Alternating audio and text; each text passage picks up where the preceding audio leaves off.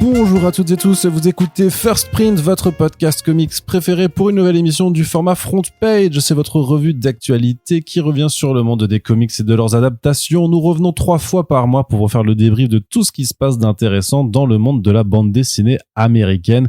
Et je suis bien entendu en compagnie de mon ami Corentin.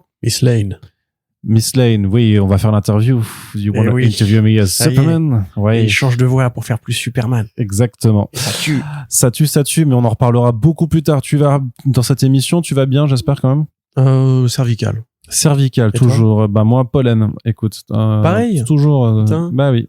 Mais tout le monde, j'ai l'impression. Mais cette année, ils sont particulièrement violents de ce que une carte des pollens qui est tombée récemment, toute la France est en rouge. Ah ouais? Ouais. Bah, voilà. C'est planter moins d'arbres masculins, parce qu'en fait, le pollen, c'est quoi? C'est du sperme d'arbre. Qu'on avale. Voilà. Tous les jours. Ça pourrait faire une catégorie sur les sites spécialisés, écoute. Mais c'est vrai, ils crachent du pollen pour féconder les arbres féminins. Non mais frérot, j'ai eu des cours de biologie, je sais comment ça marche la reproduction des arbres. Merci Corentin. Mais en tout cas, donc on n'est pas là pour vous parler de biologie encore qu'on pourrait, mais peut-être pas cette fois.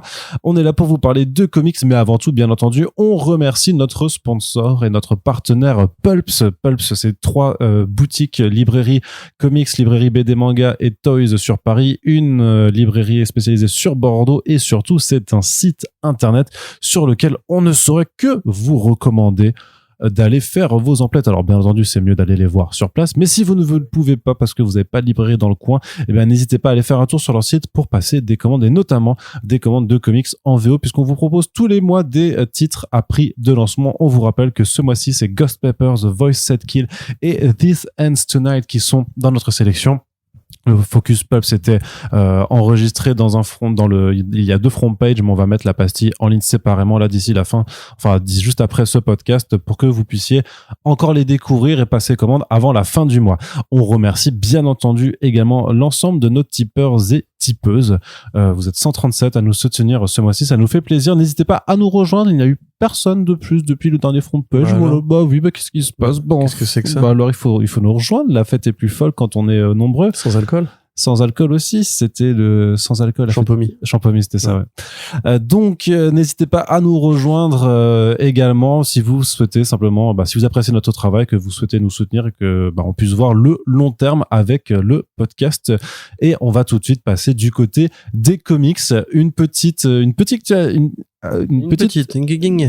actualité pour commencer, Corentin, un peu façon vide la rédac, Comics Blog a failli crever. Ouais, c'était une super semaine vraiment à refaire.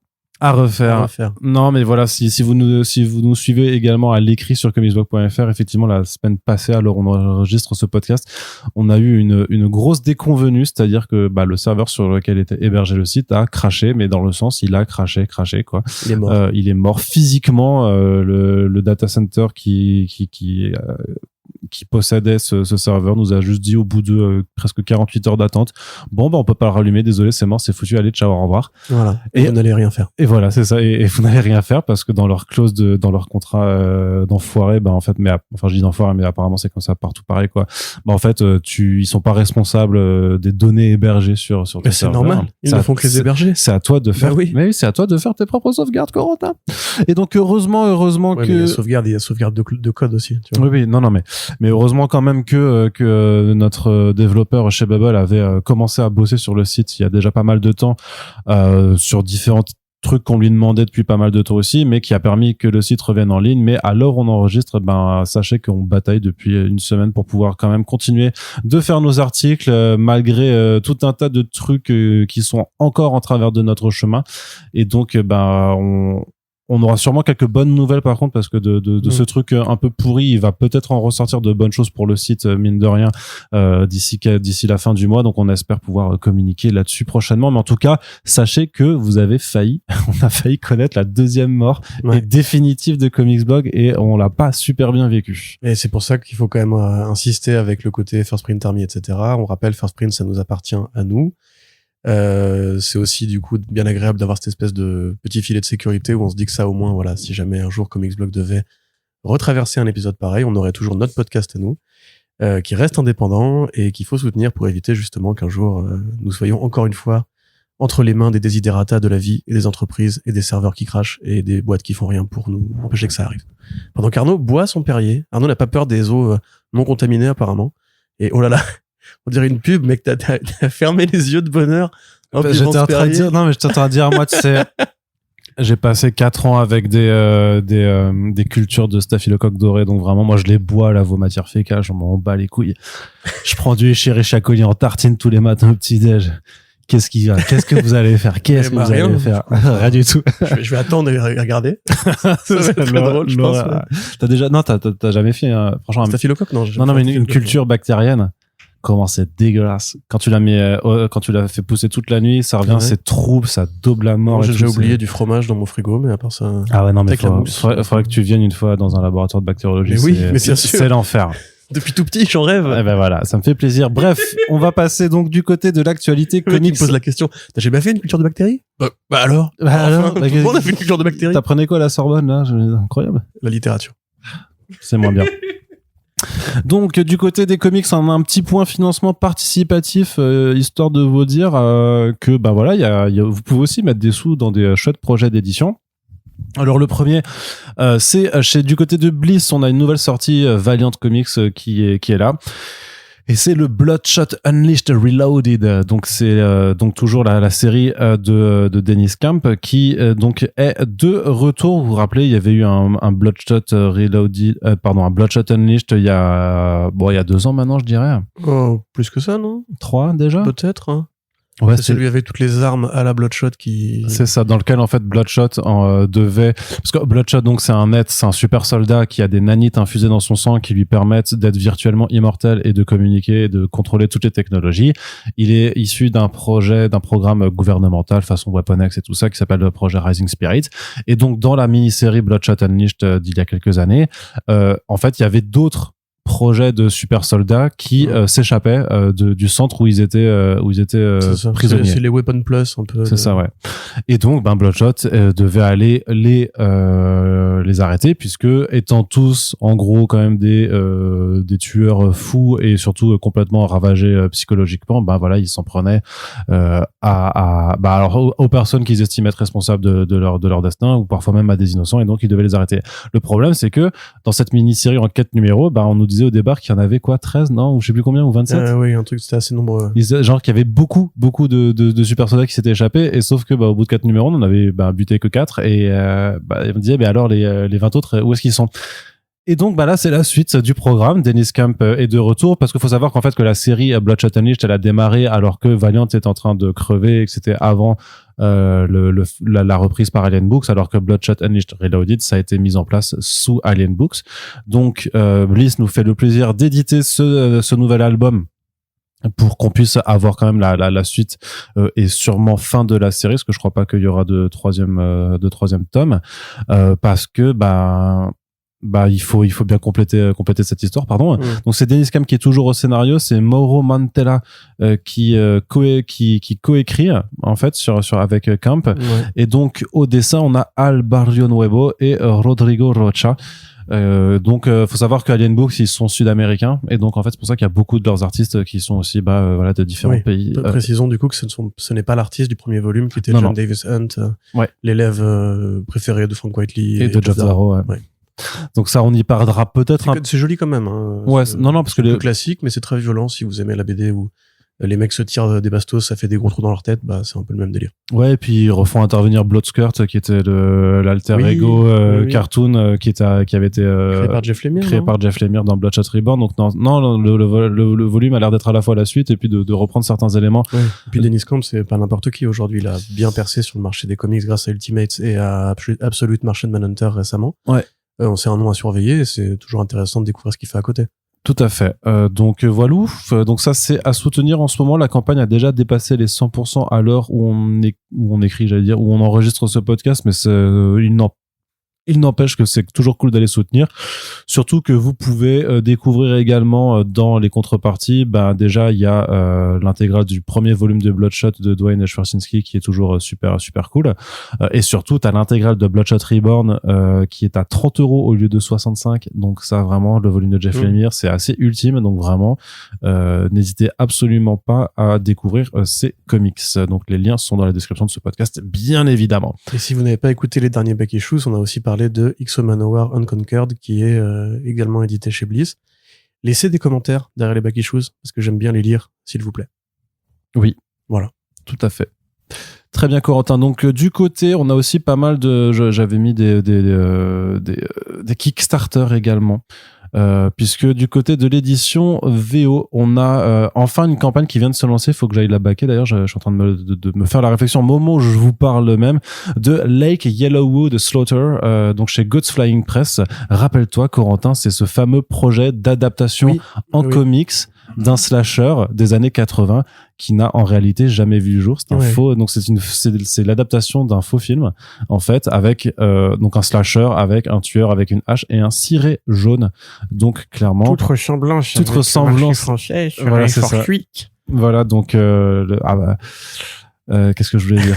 Toute ressemblance avec Jaune de René Rohr, ça serait fortuite, mais graphiquement, ça a pas l'air très proche. Non, non, mais ça n'aura sûrement rien à voir, mais c'est marrant. Bah, en même temps, le ciré jaune, c'est voilà. Oui, et puis la couleur du giallo, tout à fait. Les romans dont j'ai oublié le nom, des éditions Mondadori, je crois, qui avaient justement inspiré la thématique du jaune, enfin tout ce qui va avec. Mais giallo, ça veut dire jaune d'ailleurs. Bien sûr. Voilà. En quelle langue? En italien. En italien. Tu parles italien? Je suis italienne. Maquet. Ça faisait longtemps le maquet. En plus, je reviens de la Comic Art Festival, que c'était super, que j'ai mangé beaucoup de pasta et de pizza. Et t'étais un peu en pèlerinage quelque part.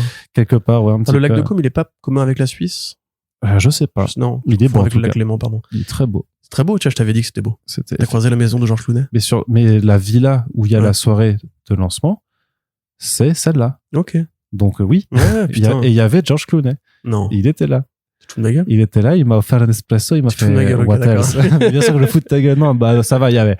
Après, il y a quand même ce sentiment, juste pour faire un aparté, qui est assez particulier du moment où t'attends pour te servir un verre et puis il y a quelqu'un qui fait oh pardon excuse-moi je voulais pas vous doubler et puis tu tournes et c'est John Romita Jr. quoi. Ouais. Et puis après il fait hey Bill et puis là ils se font un câlin avec Bill Sienkiewicz et toi t'es à côté avec ton verre tu fais oui d'accord ça c'est tout à fait. C'est un peu le George Clooney des comics finalement. Complètement. Non. Où il est vieux mais beau. Donc le cadre, voilà, le cadre est fantastique, la soirée est super bien, le festival en lui-même, il est très très cool et j'ai un long article à préparer sur Comicsblog pour faire le débrief de ce festival, mais en tout cas clairement ça vaut largement le coup de mettre de côté pour y aller. Je pense que voilà, les gens peuvent être sceptiques parce qu'ils voient putain c'est loin, c'est cher et tout ça, mais je pense qu'une fois que tu y es sur place, c'est pas si loin. En vrai c'est pas si loin et c'est pas si cher non plus. Je suis allé à Côme du coup l'année dernière avec Océane, pas pour le festival évidemment, qui rajoute des frais, hein, mais en vrai en train tu t'en sors pour pas longtemps. Non, oui, bien sûr. Non, bien sûr. Pose à Milan, après c'est 1 heure de RER, enfin de TER et voilà. C'est ça. Mais donc, qu'est-ce que je disais? Donc, le Lake Yellowwood Slaughter, donc adaptation donc d'un film qui n'existe pas, d'un slasher. Le pitch, ça a l'air vraiment d'être un slasher autour d'un lac, quoi. Donc moi, comme d'hab. Ouais, c'est ça. Non, donc c'est écrit par Alejandro Arbona. Et c'est dessiné par Gavin Gerdry qui a fait du Action Comics et du Uncanny X-Men. Avec des couleurs par Chris O'Halloran qu'on connaît un peu mieux parce qu'il a fait du Ice Cream Man entre autres. Donc voilà, c'est un petit comics d'horreur. Je pense que ça sortira jamais en VF celui-là pour le coup. Donc je pense que ça peut être intéressant de le backer, sachant que God's Flying Express ils se sont bien améliorés sur leur contrepartie. Mais d'ailleurs j'étais en train de dire tu sais il faut que je le back et tout ça, mais je l'ai déjà backé en fait. Je me rappelais même pas. Le mec back dans son sommeil. Tu sais. C'est ça. Non mais c'est vrai il y avait un early bird. Il y avait un pins, c'est pour ça. Même pas, okay. Figure-toi, mais il y avait un early bird qui était à prix attractif. Amis, éditeurs et auteurs et artistes, si vous voulez qu'Arnaud back, mettez un pins. Ou le moindre connerie. Mais je pense qu'il y en a des cartes à collectionner des cartes où il fonce dessus. C'est ça. Il a un putain de comment dirais-je d'arsenal de collecteurs comme ça. C'est clair. Donc voilà, donc le lien est dans la description aussi et si vous kiffez les films d'horreur comme moi, je pense que vous pourrez aller y jeter un œil parce que ça a l'air quand même plutôt mais du coup, c'est que de l'auto-édition, ils passent pas par une maison ensuite pour Non, effectivement, mais après enfin, c'est leur propre édition. Faut que je te montre comme il y avait tu sais le dernier bouquin de Johnny Bossy qu'ils avaient sorti, je sais pas si je te les avais montré. Non. C'est du très très très beau travail hein. Celui dans la forêt là? Ouais, parce que ils avaient fait 2 éditions, la normale et la collector et sur la collector, ils ont fait un jaspage doré sur donc sur l'effet de sang. Enfin, je te montrerai le travail, C'est peut-être auto-édité en tant que tel, parce que c'est leur propre maison d'édition, mais c'est hyper bien fait. Hein. Non, je pensais plutôt à la diffusion. Ouais. Je sais pas comment ça se passe aux États-Unis une fois le Kickstarter passé, s'ils les proposent. Ils les proposent forcément sur leur stand quand ils font des festivals. Je sais pas si, mais il y a des tiers de retailers, hein, comme il me semble. Hein, donc tu peux. Mais là, ils proposent des trucs à la con avec, tu sais, ils font une variante VHS, ils font des t-shirts, ils font des un ciré jaune et une machette. Si tu veux toi-même tuer des gens dans la vraie vie ou dans lac. Alors moi, c'est ce que j'aurais fait à la fin. J'aurais fait un pack ultime à genre à $1000, mais avec un vrai ciré, une fausse hache, tu vois, je sais pas, ou une vraie hache tant qu'à faire. Mais bon, signé par l'équipe créative, tu sais, ça peut être marrant. Ouais, c'est complètement débile, mais il y aura toujours un fou furieux qui kiffe. Très bad idea, ça, comme concept. Ouais, c'est clair. Donc voilà. Et justement, puisqu'on parlait de... Je crois que Bad Idea t'offrait un carton de pizza quand tu backais la première campagne pour Hank Howard de Pizza Detective. Il me semble qu'il y avait une connerie comme ça, tu vois, j'étais en mode, mais qu'est-ce que c'est? Un truc qui coûte rien en plus. Et donc, alors ça, c'est un petit peu particulier, puisque techniquement, vous avez d'autres façons de vous procurer Mutafukaz, mais si jamais vous êtes vraiment des gros Yankees comme moi, il y a donc un Kickstarter là que fait Magnetic Press, puisqu'ils ont signé avec le label 619 pour l'export de leur bande dessinée aux États-Unis. Donc Magnetic Press qui a déjà fait des Kickstarter pour je crois que c'était le Frontier de Guillaume Singelin, puisqu'il y avait eu les petites figurines dedans. Ils avaient fait aussi le Shangri-La de Mathieu Bablet de mémoire et son Carbone et Silicium. Et donc là, ils font l'intégrale de Mutafukaz, donc du premier arc. Donc si vous voulez vous taper avec le tome 0, je crois pas, non, c'est les 5. Plus copieux que les autres. Ouais, non, c'est les 5 séries, c'est les 5 tomes. Soit en intégrale, soit 5 tomes séparés, mais avec un coffret pour tout avoir. Avec aussi, quelques petits, goodies, en fait, qui sont dans les, mais là, qui sont débloqués dans les paliers, en fait. Donc, avec des patchs, des cartes à jouer, pas mal de choses, en fait, qu'on peut retrouver sur le site de la Motherbase et tout ça. Donc voilà, si vous voulez vous faire l'intégrale, moi, j'ai l'intégrale en omnibus français, je me suis dit, tiens, je peux me prendre les 5, séparés en anglais pour voilà. Pardon? Parce que je suis un Yankee, c'est tout. Ah ouais, mais là c'est ça c'est du Yankee. C'est clinique là à ce stade. Tu vas payer pour des albums que t'as déjà en anglais parce que t'as envie de les avoir dans une autre édition. C'est pas la même édition. Mais tu sais que j'ai 4 éditions de Adrasté, hein. Le mec back dans son sommeil. Vraiment, c'est pas une légende. Arnaud est des somnambule du backing. Non, mais c'est la période là, c'est des projets qui font envie, qui font plaisir et tout ça. Donc voilà. En tout cas, si vous voulez lire Mutafukaz en anglais. Et moi, je serais assez curieux de voir en plus. Ouais, ça avait été édité déjà en anglais. Hein. Il y avait eu des single issues. Non, il y avait eu des single issues qui avaient été faits avec Whatnot et Massive Publication, Massive et Whatnot, mais c'est pas allé au bout en fait. Il y a eu je me demande s'il y a eu pas que 2 ou 3 single issues et qu'au final ça je sais pas, c'était pas très carré. Du coup là, c'est pour ça qu'ils font vraiment l'entièreté de la série d'un coup, quoi, parce que je pense qu'il y a le modèle single issues est pas forcément viable. D'autant plus que c'est pas une nouveauté en tant que tel, hein. C'est une série qui a quand même pas mal d'années. Mais bref, n'hésitez pas à backer également si ça vous intéresse de ce côté-là. Maintenant, du côté de la VO, en fait, il y a eu quelques annonces VF, mais comme on vous l'a expliqué avec Comicsbox, ça a été très compliqué et c'est toujours un peu compliqué pour certains trucs techniques. Donc, en fait, c'est surtout de la VO qu'on va avoir à traiter. D'un côté, juste, on a la fin d'un grand feuilleton que je vous avais pas forcément fait suivre semaine après semaine, mais faut savoir que Diamond Comics, ça a été très très chaud. C'est depuis la mise en redressement judiciaire, mais c'est bon, ça y est, ils ont été rachetés. Ils ont été rachetés en fait par Universal Distribution d'un côté, donc la partie distribution de Universal, de l'énorme groupe Universal, et Ad Populum de l'autre, qui est une autre petite boîte que je connais beaucoup moins, mais qui était aussi intéressée. Mais il faut savoir que Diamond, en tant que tel, c'était énormément d'activités différentes. Les principales, c'était effectivement Diamond Comics pour la distribution de comics, mais il y avait Diamond Books pour tout ce qui est la distribution de livres. Il y avait Alliance. Ça c'est le côté un petit peu compliqué, donc faut rester. Il y avait Alliance Game Distributors pour la distribution de jeux. Il y avait aussi Diamond de plateau, de jeux de plateau, ouais, de jeux de société, de jeux de cartes, de machin, tu vois, comme ça.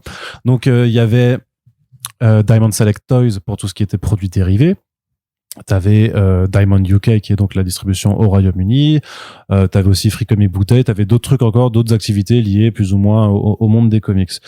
Donc pour vous faire le débrief quand même un petit peu avant qu'on en arrive à Universal Ad Populum, faut savoir qu'à la base il y avait un autre acheteur qui s'était positionné dessus, qui s'appelle Alliance. Du coup c'est pour ça qu'il faut. Ouais, on en avait parlé, je crois. Ouais. Mais pour refaire, non, mais parce qu'il s'est passé des trucs depuis. Donc c'était Alliance Entertainment qui s'était proposé. Ils avaient fait une première offre, et sur laquelle ils étaient finalement revenus Et ensuite, ils avaient porté plainte même contre Diamond en les accusant d'avoir fraudé, fait usage de faux. Parce qu'en fait, à Alliance Entertainment, en gros, les comics s'en battaient les couilles. Eux, ce qui les intéressait vraiment, c'était justement le Alliance Games Distribution. C'était pour la distribution de jeux, parce que il y avait beaucoup plus de revenus à se faire là-dessus. Et en fait, ce que Diamond avait caché, c'était que au 1er janvier 2025, le contrat de Alliance Game Distribution avec Wizards of the Coast pour les cartes Magic prenait fin. Les filous. Or, pour Alliance Game Distribution, le contrat avec Magic, c'était 25% de leur chiffre d'affaires annuel. Et donc, comme il y a eu la mise en redressement judiciaire en janvier, ils avaient réussi quand même à étendre le contrat avec Wizards of the Coast juste le temps du redressement judiciaire, mais une fois que la procédure était terminée et que le rachat était validé, je veux dire, tous les contrats reprenaient leur cours et donc celui-là était se terminait à ce mesure-là. Sauf que dans les papiers qu'ils avaient fait pour le rachat par Alliance Entertainment, ils s'étaient bien gardés de le dire. Et donc en fait, il y a eu un dépôt de plainte un dépôt de plainte de la part de Alliance Entertainment et ils racontent vraiment en fait tout ce qui s'est passé et dans l'un des passages du texte ils disent en fait quand on a eu un call, enfin quand on leur a pointé du doigt en vérifiant les fichiers que contrairement à ce qu'ils avaient écrit dans le truc, ça se finit que le contrat était toujours en cours et qu'en fait il s'était terminé depuis le 31 décembre 2024, il écrit que les gens de Diamond, leurs trois représentants, ils ont fait quoi, comment, enfin c'est incroyable, genre ils ont joué les effarouchés et tout ça, les surpris, et qu'après ils ont fait un call à 3 donc entre Alliance, Wizards of the Coast et Diamond, et là les mecs de Wizards ils ont fait non, ils sont tout à fait au courant et c'était acté depuis la fin de l'année, et ils disent, et c'est surréaliste parce qu'ils disent là en fait ils ont rien dit, ils ont même pas protesté, tu sais, ils ont même pas, parce qu'ils savaient très bien mais en fait, maintenant que tu le dis, ouais c'est ça, Roger, mais c'est vrai, tu m'as pas dit ça, tu fais ouais vraiment la négoce de fou furieux quoi. Et le truc c'est que donc Alliance ils ont dit à Wizards pendant cette réunion sinon est-ce qu'on peut quand même renégocier un deal entre nous puisqu'on va être les repreneurs et tout ça, et Wizards ont fait non c'est mort parce qu'en fait en gros Diamond ils avaient perdu 8% sur l'année, pendant qu'en fait chez d'autres partenaires ça a augmenté, donc ils se sont juste dit on arrête avec eux quoi. Et donc donc c'est pour ça que Alliance Entertainment finalement ils ont fait non, on laisse tomber, d'autant plus que Diamond ils avaient fait un autre truc en parallèle, c'était que même si c'était Alliance qui avait posé la somme la plus importante, c'est-à-dire je crois 72 millions de dollars pour le rachat, eux ils avaient dit non mais en fait on préfère être racheté par les autres, donc c'est-à-dire Universal et Ad Populum, parce qu'ils sentaient grosso modo que Universal et Ad Populum en fait avaient quand même plus d'intérêt à reprendre vraiment l'ensemble des activités quoi. Et donc finalement Alliance a dit on annule le deal, parce qu'en plus tu sais ils ont fait un truc du genre ils ont dit vu que vous avez essayé de nous voler sur Wizards, on vous propose 24 heures pour revoir le deal et faire un tarif plus bas. Et là en fait pareil dans le descriptif t'as en fait c'est vraiment le truc donc ce jour-là en avril ils ont dit le matin on fait une réunion mais on est juste là pour entendre ce que vous allez nous dire, mais on n'est pas prêt à avoir de rediscussion, et par contre on aura ça à 14h30. Puis dans l'après ils font en fait on n'est pas prêt pour 14h30, plutôt 17h. Et à 16h30 ils se font non mais en fait 17h ça va pas le faire, donc plutôt ce soir. Et au final ils ont pas fait la réunion malgré les relances de Alliance Entertainment. Ils ont ghosté le truc, et c'est pour ça ils les ont poussés à bout quoi, juste pour dire vas-y allez vous faire tout. Du coup on annule le deal. Du coup Diamond là ils font tout est bien, nous de toute façon on est super excités, ils font un communiqué pour dire on a 2 autres partenaires avec lesquels on est super chaud, donc on a trop hâte de vous le révéler, tu sais, genre teasing et tout, alors que on parle quand même de redressement judiciaire, d'emploi menacé, de trucs vraiment pas très agréables à vivre pour tous les humains qui sont concernés par ce truc. Ils sont là on vous le dira dans quelques jours et tout ça. Donc là ils vont à la cour qui s'occupe des affaires de redressement judiciaire pour dire on veut être racheté par Universal et Populum. Et là, t'as Alliance Entertainment qui arrive, fait non, c'est mort, et qui essaye de les empêcher de faire le truc quoi, pour dire non, vous nous avez niqué, vous allez pas vous en sortir comme ça. Mais la cour elle a quand même tranché en disant vous avez l'autorisation de sauvegarder les emplois. Oui, c'est ça, et parce que pour que le business se poursuive quoi. Et donc dès là on a appris, c'était quand j'étais à Com. Une vraie petite série Netflix.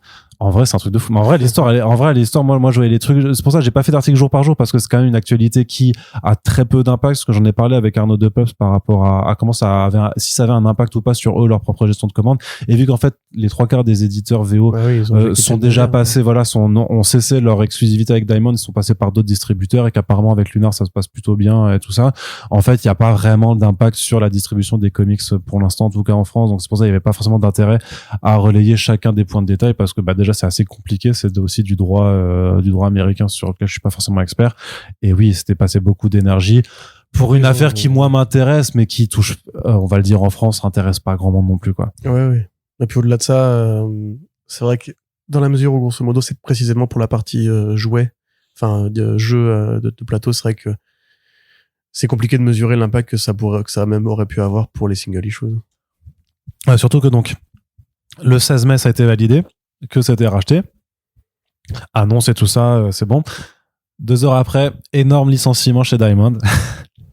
Bien sûr, évidemment. Oui.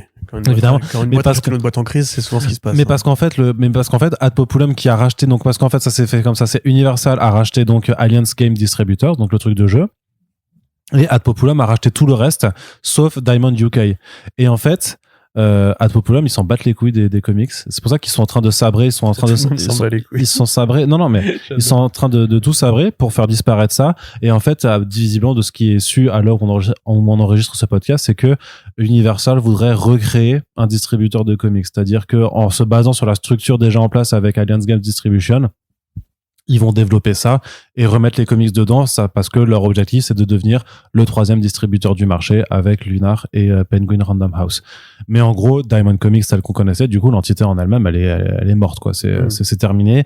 Et Diamond UK devrait également être racheté par Universal, mais dans un deal qui est séparé, en fait, vu que c'est, dans un autre pays, en fait. Ouais. Tout simplement.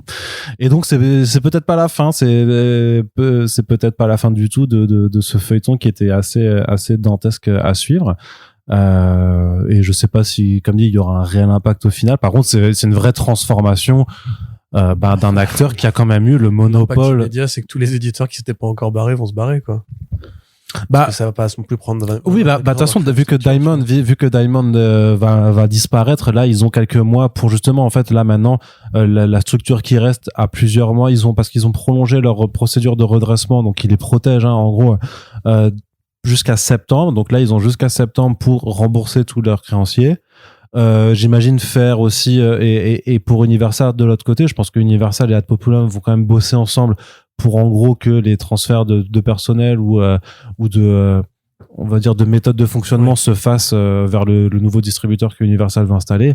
Et à partir de ce moment-là, oui, c'est cette structure-là qui va reprendre. Mais oui, j'imagine que là maintenant et surtout le plus important, ce sera de voir si l'ensemble des petits éditeurs qui bossaient avec Diamond et qui étaient d'ailleurs les seuls à être distribués par Diamond, parce que Diamond, l'avantage au moins, c'est qu'ils distribuaient tout le monde, grosso modo. Il faudra voir si ceux-là pourront continuer d'être distribués par la nouvelle structure ou à défaut si à l'inverse, si Lunar a envie d'accueillir plus de monde. C'est aussi apparemment ce qui est en train de se faire. Parce que j'avais déjà vu passer d'autres news sur lesquelles Lunar commençait à développer des trucs, et même qu'il y avait le fait que Alien Books, tu vois, soit pris en charge par IDW. Il y a peut-être des choses qui vont se faire comme ça, en fait, où des plus grosses maisons d'édition vont dire on prend en charge votre catalogue, mais de la même façon que Del Sol, que certains organes de diffusion ou de distribution de gros groupes en fait s'occupent de maisons d'édition qui ne leur appartiennent pas en France, quoi. Et donc j'imagine que ça peut être comme ça, mais c'est vrai que le plus grand danger dans la disparition de Diamond Comics, c'était effectivement l'ensemble des toutes petites maisons d'édition que vous ne voyez peu ou quasiment pas arriver en France, hein, parce que c'est vraiment trop niche, quoi. En fait, eux avaient quand même une façon d'exister dans les comic shops grâce à Diamond, et c'est surtout ça en fait que l'on perd. Donc j'espère que les structures à venir ou en place s'occuperont de faire vivre aussi cette partie-là du marché d'édition. Ouais. Voilà, c'était bien long. Non, mais c'était intéressant. C'était intéressant. Parce que les gens ont kiffé. J'espère. C'est un point Cocopédia, Kikoupédia. Ouais, c'est ça, ouais. Kikopédia, j'aime bien, c'est une de mes marottes, moi, le marché. Mais oui, l'industrie. Comment ça marche, tout ça. Allez, Corentin, du côté de la VO, on a également, on a eu pas mal de nouvelles d'annonces en Creator Round. James Tynion IV et Danny, qui s'occupent de L'Homme Invisible chez Skybound. Le label Universal Monsters se poursuit. On a eu donc Dracula et la créature du lac noir. Et Frankenstein. Attends. Pardon. Disponible en VF déjà chez Urban, en grand format Urban. En VO, on a ensuite eu Frankenstein par Michael Ward. Non. Welsh. Michael Walsh au dessin. Walsh, ouais. Et aussi Dario au dessin. C'est sur le truc sur chacune des parties du corps de Frankenstein. C'est ça. Et ensuite, on a eu Face Erin X pour faire la momie. Oui, c'est vrai. Ouais. C'est vrai, j'ai pas commencé ça encore. Ça a démarré il y a pas si longtemps que ça. Je crois pas que ce soit encore terminé. Et donc, le 5e maintenant, c'est L'Homme Invisible. en adaptant le film, donc des années 30, je crois, mais qui lui-même est une adaptation du roman de H.G. Wells. Bien sûr. Donc, Très bon film, au demeurant. C'est vrai? Ah oui, il est génial. D'accord. Bah, c'est, je crois que peut-être c'est l'image, en fait, il a les bandes, les lunettes et les lunettes, justement, vient plus du film, a priori, que du roman. Ouais. D'ailleurs, c'est ce qui a inspiré aussi The Nobody de Jeff Lemire. Tout à fait. Oui, clairement, oui. Qui était génial, qui est très très bon d'ailleurs, celui-là, Nobody, qui était publié chez Futuropolis de mémoire. Mais, oui, on en avait parlé, je crois, avec Jeff quand on l'avait vu. Enfin, peu importe. Mais du coup, Tynion Fork avait déjà fait Dracula aussi. Exactement. Mais il expliquait dans le communiqué de presse qu'en fait, lui, ce qu'il voulait vraiment faire, c'était L'Homme Invisible. Mais j'imagine que dans leur plan de production, c'était peut-être plus bankable de commencer par Dracula. Ouais, tu m'étonnes. Mais ça se sentait un peu parce que c'était vraiment une adaptation très littérale du film. Le graphisme était plus intéressant que le script, en fait, finalement. Oui, c'est ce que beaucoup, c'était le constat que beaucoup ont fait. Donc, Danny qui a fait du Coffin Bound, qui est aussi assez bien vu, je crois, encore dans l'indé, mais pas très connu en France, par contre, je pense. Bah, Coffin Bound, hein. Bah oui, c'est pas publié en France, donc effectivement ça va être compliqué. Mais non, mais je suis plutôt chaud. Je sais pas ce que t'en penses, l'équipe créative. Après, le seul truc que je me dis, c'est bon, James, on sait que tu kiffes l'horreur, on sait que t'es bon là-dedans, on sait que t'as déjà fait Dracula. Est-ce que tu dirais ça à Stephen King? Et je viens de finir un Stephen King, ça faisait 15 ans que j'en avais pas lu, et bah ma foi, c'est les maîtres de l'horreur. En plus, toi qui es un gros consommateur de ce truc-là, il y a des mecs qui font que de l'horreur. Oui, c'est sûr.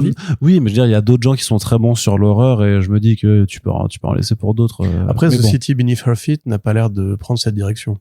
Effectivement. Non, oui. Vraisemblance, ce serait pas un titre d'horreur. Non, pas du tout. Non, pas du tout. Non, c'est pas du tout horrifique, hein. Ça n'a rien à voir. Bah, d'ailleurs, si quelqu'un nous posait la question précédent front page d'un thématique, et c'est vrai qu'en creusant un peu la tête, un thématique sur la carrière auteur horreur de Tynion Fork, il y a vraiment, c'est facile à faire, quoi, tu vois, donc à la limite. Mais non, moi, au-delà de ça, c'est plutôt est-ce qu'il va vouloir se donner les coups des franches pour faire une histoire originale comme Michael Walsh l'a fait, et même Dan Waters et Ramvé l'ont fait pour La Créature du Lac Noir. Ou est-ce qu'il va encore une fois adapter le film? Le film, il est très bien, il y a pas de souci là-dessus. Alors, je crois que je l'ai mis dans la. Moi, c'est plus vraiment, j'aimerais bien des histoires originales, des relectures en fait de ces monstres classiques qu'on connaît quand même très bien, sachant qu'il y a quand même peut-être plus de choses originales. Enfin, le thème de l'homme invisible, il est assez fascinant. C'est un préquel du coup pour le coup. Ok.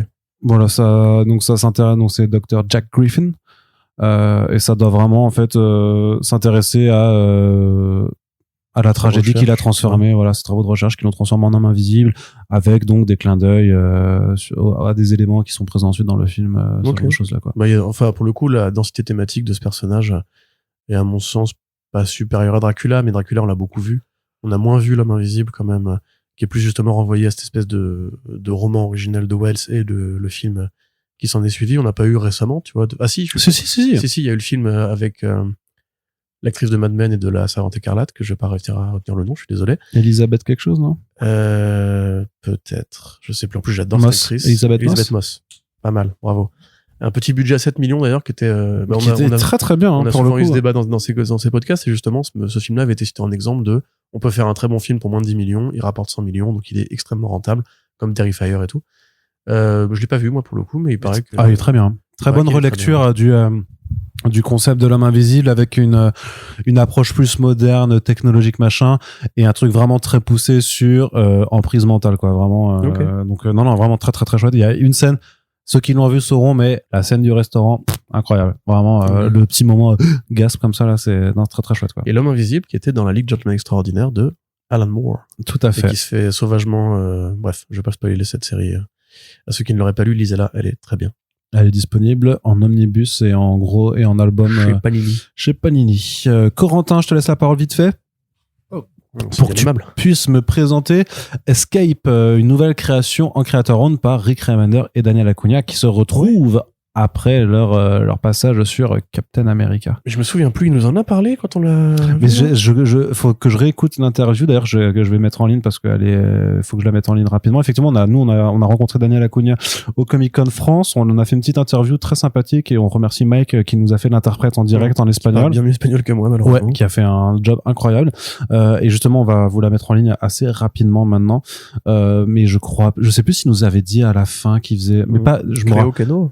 Ouais. Il me semble qu'il avait dit il y a un truc qui allait être. Ouais, c'est ça qui allait être en scène. Je crois pas qu'il nous l'a, mais même en off, je crois pas qu'il nous l'avait dit que c'était Rick Remender. Mais bref. Mais du coup, Remender et Acuna qui avaient déjà travaillé ensemble, bien sûr, sur les Uncanny Avengers. J'en avais parlé, je crois, rapidement quand j'avais fait le point sur le C'était pas Captain America? Captain America, c'était Nick Spencer. Ah, rien à voir, oui. Ah oui, c'est Nick Spencer, Daniel Quinn. Mais voilà, Après, pardon. peut-être qu'il a fait des passages de Secret Empire. Je sais plus si Remender était encore Ouais, là, mais de toute façon, c'était pas Remender, donc pardon, mais... Bon, après, ils s'aiment bien. Tu vois, J'ai ils fourché. le disent dans le communiqué de presse, on est très fusionnels, Oui, oui. nos idées cliquent bien les unes avec les autres. Là, en l'occurrence, c'est un récit militaire. C'est l'histoire, en fait, alors, ça se passe dans un pays avec des animaux anthropomorphes. Donc, ils ont tous des gueules de bestioles et tout. Une armée de chauves-souris fascistes qui évoque très clairement le nazisme, hein, leur casque, leur appareil militaire, etc. fait très nazi. Et un pilote qui est un nounours. Mais ils ont des structures humaines, hein, corporellement, bien sûr. C'est pas une version. C'est un peu comme Sacrificers. Enfin, le sacrifice en français. Où justement, il a ce côté un peu pour rendre ça plus universel. Je vais utiliser des bestioles et ça va très bien passer. Alors, un pilote, en fait, bombardier qui fait partie d'une sorte d'armée de résistance qui combat les fascistes, bombarde donc un petit village dans l'état ennemi. Son véhicule se fait abattre. Il s'écrase dans la ville qu'il était en train de bombarder. Et là, il est entouré en fait par les adversaires chauves-souris. Il faut qu'il s'enfuit rapidement, puisqu'ensuite, après, son haut commandement va envoyer une nouvelle escouade pour finir le bombardement et raser la ville. Donc, il a que 24 heures avant de se faire bombarder, quoi. Et il va s'allier avec des habitants du village, un père et son fils, dont justement, en fait, la femme du père en question. C'est très compliqué, pardon. Le mec s'allie avec 2 locaux. Et justement, en fait, c'est un père et son fils, sauf que la mère du fils, et donc la femme du mari, a été tuée normalement par le bombardement du mec. Donc il y a un côté un peu qu'est-ce qu'on fait et tout, qu'est-ce qu'on en fait de la guerre, la violence, le mal qu'on inflige aux autres, ce cycle sans fin, etc., etc. Ça a l'air très beau. Il y a une variante de Tradmoor d'ailleurs. Ça a l'air assez adulte aussi. Il le décrit vraiment comme. Il y a toujours ce côté un peu antifasciste, de toute façon, dans les BD de Remender, mais là, il y a vraiment un côté peut-être un peu militaro-anxieux. Je sais pas si ça existe comme terme, mais c'est un peu à mon avis sa façon de canaliser tout ce qui se passe en ce moment avec les conflits armés, tout en rendant ça encore une fois plus universel, plus allégorique, avec cette image en fait d'une armée fasciste très empruntée, très universelle, et de ce côté un peu animaux qui peut rendre le truc assez cool, parce qu'Acuna travaille pas souvent sur des propositions comme ça anthropomorphes. Donc ouais, moi je suis assez impatient. Et puis Remender est quand même en bonne forme en ce moment. Là il y a les Sir Seasons qui est arrivé chez Urban Comics, qu'il a fait avec j'ai un trou, le mec qui avait fait Punisher, Paul Azaceta. Voilà, il a fait Paul Azaceta avec les Sir Seasons, ou il a fait les Sir Seasons avec Paul Azaceta, ça marche bien dans ce sens-là. Très bon comics, plus léger en l'occurrence, et on sentait un peu peut-être chez Remender l'envie de revenir à des trucs plus légers récemment. Ce qui est pas forcément moi pour me déplaire, mais c'est vrai qu'on aime bien aussi le Remender un peu désespéré, le Remender de la violence. Donc là, voilà, ça a l'air de cocher cette case-là. Les références citées dans le communiqué de presse, c'est Inglourious Basterds, probablement pour le côté le héros est derrière les lignes ennemies, voilà, qui est un peu l'un des motifs du film de Tarantino, et Black Sad, pour le côté c'est un récit avec des animaux anthropomorphes, mais pour adultes et sérieux. Voilà, on peut aussi même rajouter un petit côté mouse, puisque l'armée nazi chauve-souris, ça fait aussi un peu l'armée des nazis chats, donc voilà, tout se recoupe. Et ça a l'air bien, et ça sort au mois d'août. Ouais, tout à fait, cet été, et j'imagine, vu que c'est Rick Remender, que à terme, ça sortira aussi en France. Oui, c'est probable. Chez Urban Comics, qui publie peu ou prou quand même, quasiment. Ah, encore que, est-ce qu'ils ont tout publié de Rick Remender récemment? Bah, non, pas tout, parce qu'ils ont annoncé... Generator, il a fait peut-être plus de choses que le Bengal, il est sorti. Non, justement, Loulabi. Après, celui-là est peut-être plus facilement vendable en Europe, parce que j'ai pas dit, mais l'esthétique fait vraiment très Seconde Guerre mondiale. Hein. Ouais. C'est des soldats, c'est si je l'ai dit en plus, c'est effectivement, voilà, je l'ai dit. Ouais. Alors il y a un autre titre qui a été annoncé en VO, Red Sonja, enfin Sonja Reborn. Donc Christopher Priest chez Dynamite qui s'occupait de Vampirella pendant 4 ans. 4 ans, ouais, j'allais dire, ouais. C'est même plus. Hein. Qui s'occupe à l'autre figure de proue de Dynamite, on va dire, Red Sonja. Bah oui, parce que c'est un peu les 2 héroïnes que Dynamite, possède réellement. Le reste étant souvent des accords de licence ou bien des personnages tombés dans le domaine public. Et c'est vrai qu'elles marchent un peu par deux, même si elles sont dans des continuités différentes, elles ont déjà eu des crossovers et tout. C'était assez logique en fait que Priest, depuis le temps qu'il est là, quand t'es chez Dynamite, généralement tu vas travailler sur Red Sonja. C'est un peu une sorte de passage obligé. C'est probablement le personnage qui a le droit à l'année à le plus de publications originales chez eux. Et même malgré le fait qu'ils aient beaucoup revu leur ligne à la baisse depuis qu'ils ont le partenariat avec Warner Bros pour les comics Hanna-Barbera qui prennent beaucoup de place, Red Sonja a toujours régulièrement droit à des petits projets.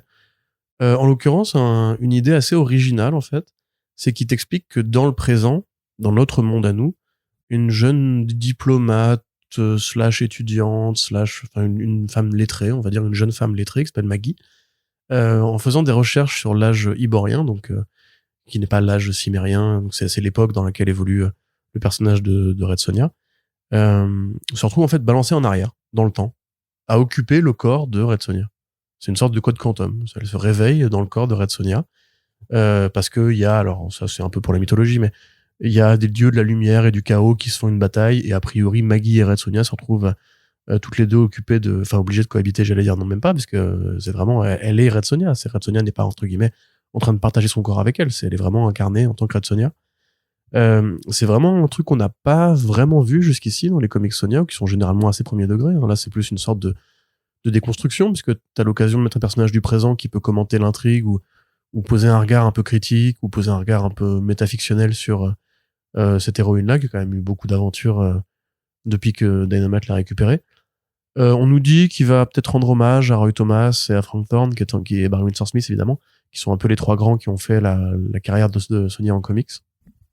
Pour rappel, Red Sonja, au départ, c'est le personnage de Sonja Larousse, qui apparaît dans une nouvelle de Robert E. Howard, mais ce personnage-là, généralement, en fait, se base plutôt dans une époque réelle de l'histoire de l'espèce humaine. Je crois que c'est le XVIe siècle.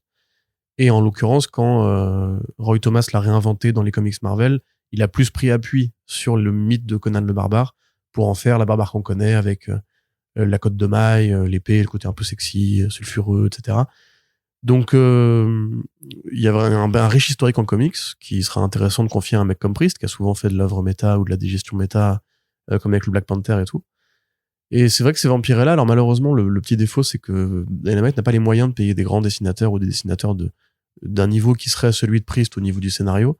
Donc, c'était souvent des bonnes lectures, mais graphiquement, ça déconnait un peu. Là, ils ont pris un mec qui a déjà fait du Red Sonja, j'ai oublié son nom, je suis désolé, qui a fait, c'est un Italien encore, qui a fait Immortal Red Sonja notamment. C'est pas Francesco Mortarino là? Je sais pas, non, c'est pas Mortarino, mais c'est le mec qui a fait récemment la série Jean Grey chez Marvel. Okay. Et qui a fait White Widow aussi l'année dernière chez Marvel. Attends, je te le retrouve. Pour le coup, c'est un profil plutôt mainstream, ce qui passe toujours le cas chez Dynamite, où à part pour les grosses artistes. Ah non, oui, Alessandro Miracolo. C'est ça, Miracolo. Il est miraculeux. À part pour les gros artistes comme Mirka Andolfo ou Moritat ou Morisset plutôt même d'ailleurs, ils ont rarement des grosses plumes, des gros crayons pardon plutôt pour les comics Red Sonja. Donc là c'est plutôt intéressant, un mec qui vient du mainstream et Christopher Priest pour un concept assez original. Moi je lis pas tout de Red Sonja parce qu'il y a quand même beaucoup de merde qui crache un peu dans le tas, mais il faut le dire. C'est comme pour DC et Marvel, tu vois, à force d'exploiter un personnage forcément tout n'est pas bon. Mais ouais, tu vois, c'est comme à l'époque où Mark Russell faisait du Red Sonja aussi. Oui, c'est vachement sympa d'ailleurs son petit volume. Plus du coup léger, on va dire que Red Sonja, sachant que Red Sonja en France, il y a le volume de Gail Simon qui est édité chez Graf Zeppelin, je crois. Donc on parle pas énormément d'eux en général, mais sachez que ça existe en tout cas. Bah, si vous voulez des bonnes, il y a aussi Néophélis. Alors je pense pas que ce soit encore dispo à part pour les versions. Ceux de Frank Thorne, hein, ils avaient fait. Et qui sont magnifiques et malheureusement, enfin plutôt heureusement pour nous, c'est la colo originale retravaillée. Alors que Dynamite, quand ils les publient aux États-Unis, ils refont une colo moderne, numérique, un peu comme les Neil Adams, tu vois, qui sont remakés des colos. Et du coup, en VO, cette colo-là est quasiment introuvable, c'est super chiant. Alors qu'en VF, on a la chance d'avoir les vrais colos originales de Frank Thorne remasterisés. D'accord. Donc, revus en plus propre, on va dire. Donc, si jamais ça vous intéresse, bon, c'est 80 balles l'omnibus, donc. Oui, voilà, mais parce que c'est un travail là, pour le coup, pareil, Néophélis, c'est des indépendants, vraiment, quoi. Donc, faut, il y a un coût, forcément, à avoir ce genre de choses. Ouais. Mais c'est vrai que Néophélis, hein, qui a beaucoup, qui fait énormément pour les comics de patrimoine, ils font, surtout de Pulp, en plus, justement. Ils font de Doc Savage, pour le coup, ils ont fait beaucoup de volumes de Doc Savage. Ils font aussi les livres de la jungle, dont on avait parlé récemment, de ce super artiste, P. Craig Russell. Ouais. C'est une super lecture, ça, pour le coup. Je sais pas s'il est déjà sorti, il l'avait annoncé, mais ils l'ont pas encore sorti, en fait, je crois. Mais ils l'ont pas. Le Jungle Book, non, regardez, sorti début juin 2025. Inédit en VF, ça fera Ouais, celui-là, faut qu'on aille le prendre en librairie, absolument. Ils avaient fait aussi le Planète à Reddit, qui est un ouvrage sur l'histoire des éditions à Reddit qui sont occupées de publier du DC Comics, il fut un temps. Et donc, Ouais, si, effectivement, l'intégrale de Red Sonja, là, je vois que l'édition classique, elle est là. Elle est là, elle est toujours disponible. Il faut que je fonce dessus. Alors. En fait, celles qui sont à 80 balles, c'est l'édition sauvage, c'est une édition collector limitée. Oui, mais en fait. à une époque, je voulais me choper ce tome et quand j'allais sur le site, il y avait plus que celle-là qui était disponible. Ah Peut-être ouais. qu'ils ont fait du réassort ou en tout cas, enfin bref, parce que là on va pas passer 3 heures là-dessus. Ouais. Red Sonja c'est sympa des fois. Peut-être lisez les Palmiotti aussi, Palmiotti et Simon du coup, qui sont cool aussi. L'Amir Gandolfo est pas mal, Marc Russell est pas mal. C'est déjà pas mal, voilà, pour commencer le personnage si ça vous intéresse. Sachant que ça reste quand même très tartignol, hein. C'est vraiment, c'est du Conan le Barbare au féminin. C'est pas plus compliqué que ça. Ouais, ça, ils ont fait des artistes éditions aussi c'est pour ça là. C'est pour ça qu'elles sont si chères, celles-là. Mais t'as des éditions classiques à prix normal. Mais que pour le deuxième tome. Le premier, par contre, a l'air d'être complètement indisponible. Voilà. Flûte. Zut. Mais du côté donc de Marvel, on a eu quelques annonces également. Alors bon, ça c'est juste un truc un peu pour la rigolade. Ce sera un peu la lecture, on va dire un petit peu divertissante de cet été. Un one shot Marvel All on One. Qui est écrit par Ryan North et illustré par Ed McGuinness, donc des gens qui sont plutôt sympathiques et assez doués dans ce qu'ils font. Ryan North s'occupe d'une très bonne série Fantastic Four depuis 3 ans maintenant. Oui, de One World Under Doom. De One World Under Doom en ce moment également. Ed McGuinness, on ne vous présente plus, il est en activité depuis tellement longtemps qu'on oublierait parfois même qu'il est toujours en activité parce qu'il ne s'arrête pas. Récemment, bon, il était sur le Amazing Spider-Man de Zeb Wells, donc disons qu'il n'a pas été forcément servi par ce qu'il devait dessiner, mais ça reste quand même un dessinateur qui est extrêmement doué. Donc là, en fait, simplement, vu qu'il y a les Fantastic Four qui arrivent au cinéma cet été, ils font un numéro spécial avec The Thing dedans, puisque à la base, Marvel All on One, c'est un clin d'œil au Marvel Two in One. Ouais. Donc des comics qui s'étaient lancés dans les années 74, Marvel Two in One 1. C'est The Thing qui croise. Oui, bah c'est ça, c'est pour les 50 ans, c'est pour les 50 ans des Marvel Two in One, en fait, en gros. Ouais. Probablement. Mais ils avaient déjà fait, je crois, l'année dernière, un truc par rapport à ça en plus. Ça me dit rien. Mais, enfin, Two in One, c'est tout bête, hein. C'est The Thing qui croise un autre personnage de chez Marvel. C'est ça. Et généralement. C'est comme les Spider-Man Team Up. Voilà, c'est l'époque où, à l'époque, il faut quand même se rappeler que les Fantastic Four, c'était les restats chez Marvel, hein. C'est bizarre à dire, mais, toujours Spider-Man est toujours très populaire. Mais aujourd'hui, ils ont peut-être un peu perdu en importance. Mais à l'époque, The Thing, c'était une des mascottes préférées de Stan Lee. Bah, des enfants, hein. Ouais. Et donc, bah, là, en fait, c'est le Marvel All on One, c'est-à-dire que The Thing, donc Ben Grimm, revient d'une mission spatiale.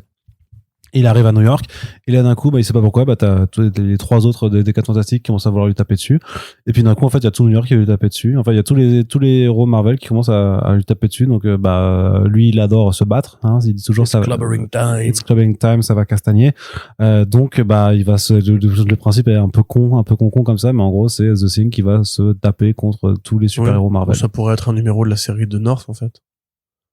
Sur un petit concept. Oui, c'est vrai qu'ils en font un one shot histoire de pas. Le truc c'est que vu qu'ils relaunch la série en même temps, ils ont peut-être pas le. Oui, puis ils ont envie de publier du FF en ce moment, ce qui n'est pas totalement idiot compte tenu d'une actualité parallèle. Ouais, puis ce sera un numéro avec une pagination un peu plus étendue, donc avec un peu plus avec un prix de vente un peu plus élevé. J'imagine que ils voulaient pas imposer à McGuinness trop de deadlines non plus, tu vois, donc ils lui ont dit bon voilà.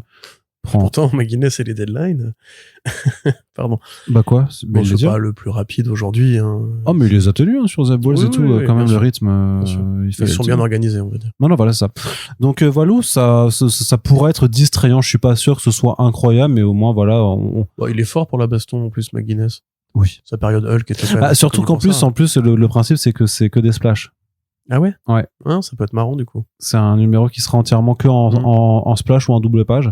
Donc, effectivement, je pense que ça, au moins visuellement, ça devrait être assez rigolo. Pareillement, on avait fait un back issues pour parler justement des 2 premiers tomes, je crois, du Fantastic Four de Ryan North. Juste le premier de luxe qui est sorti chez Panini. N'hésitez pas, hein, vraiment, si vous aimez les FF à l'ancienne, ce côté un peu un numéro, un concept, une idée un peu, et vraiment en famille, léger, dessin animé du samedi matin, franchement. Ouais, ça se tient très bien, ouais. Ça se tient très bien. Je pense que ça mériterait une nomi, en tout cas d'y prêter attention pour les First Print Awards de 2025.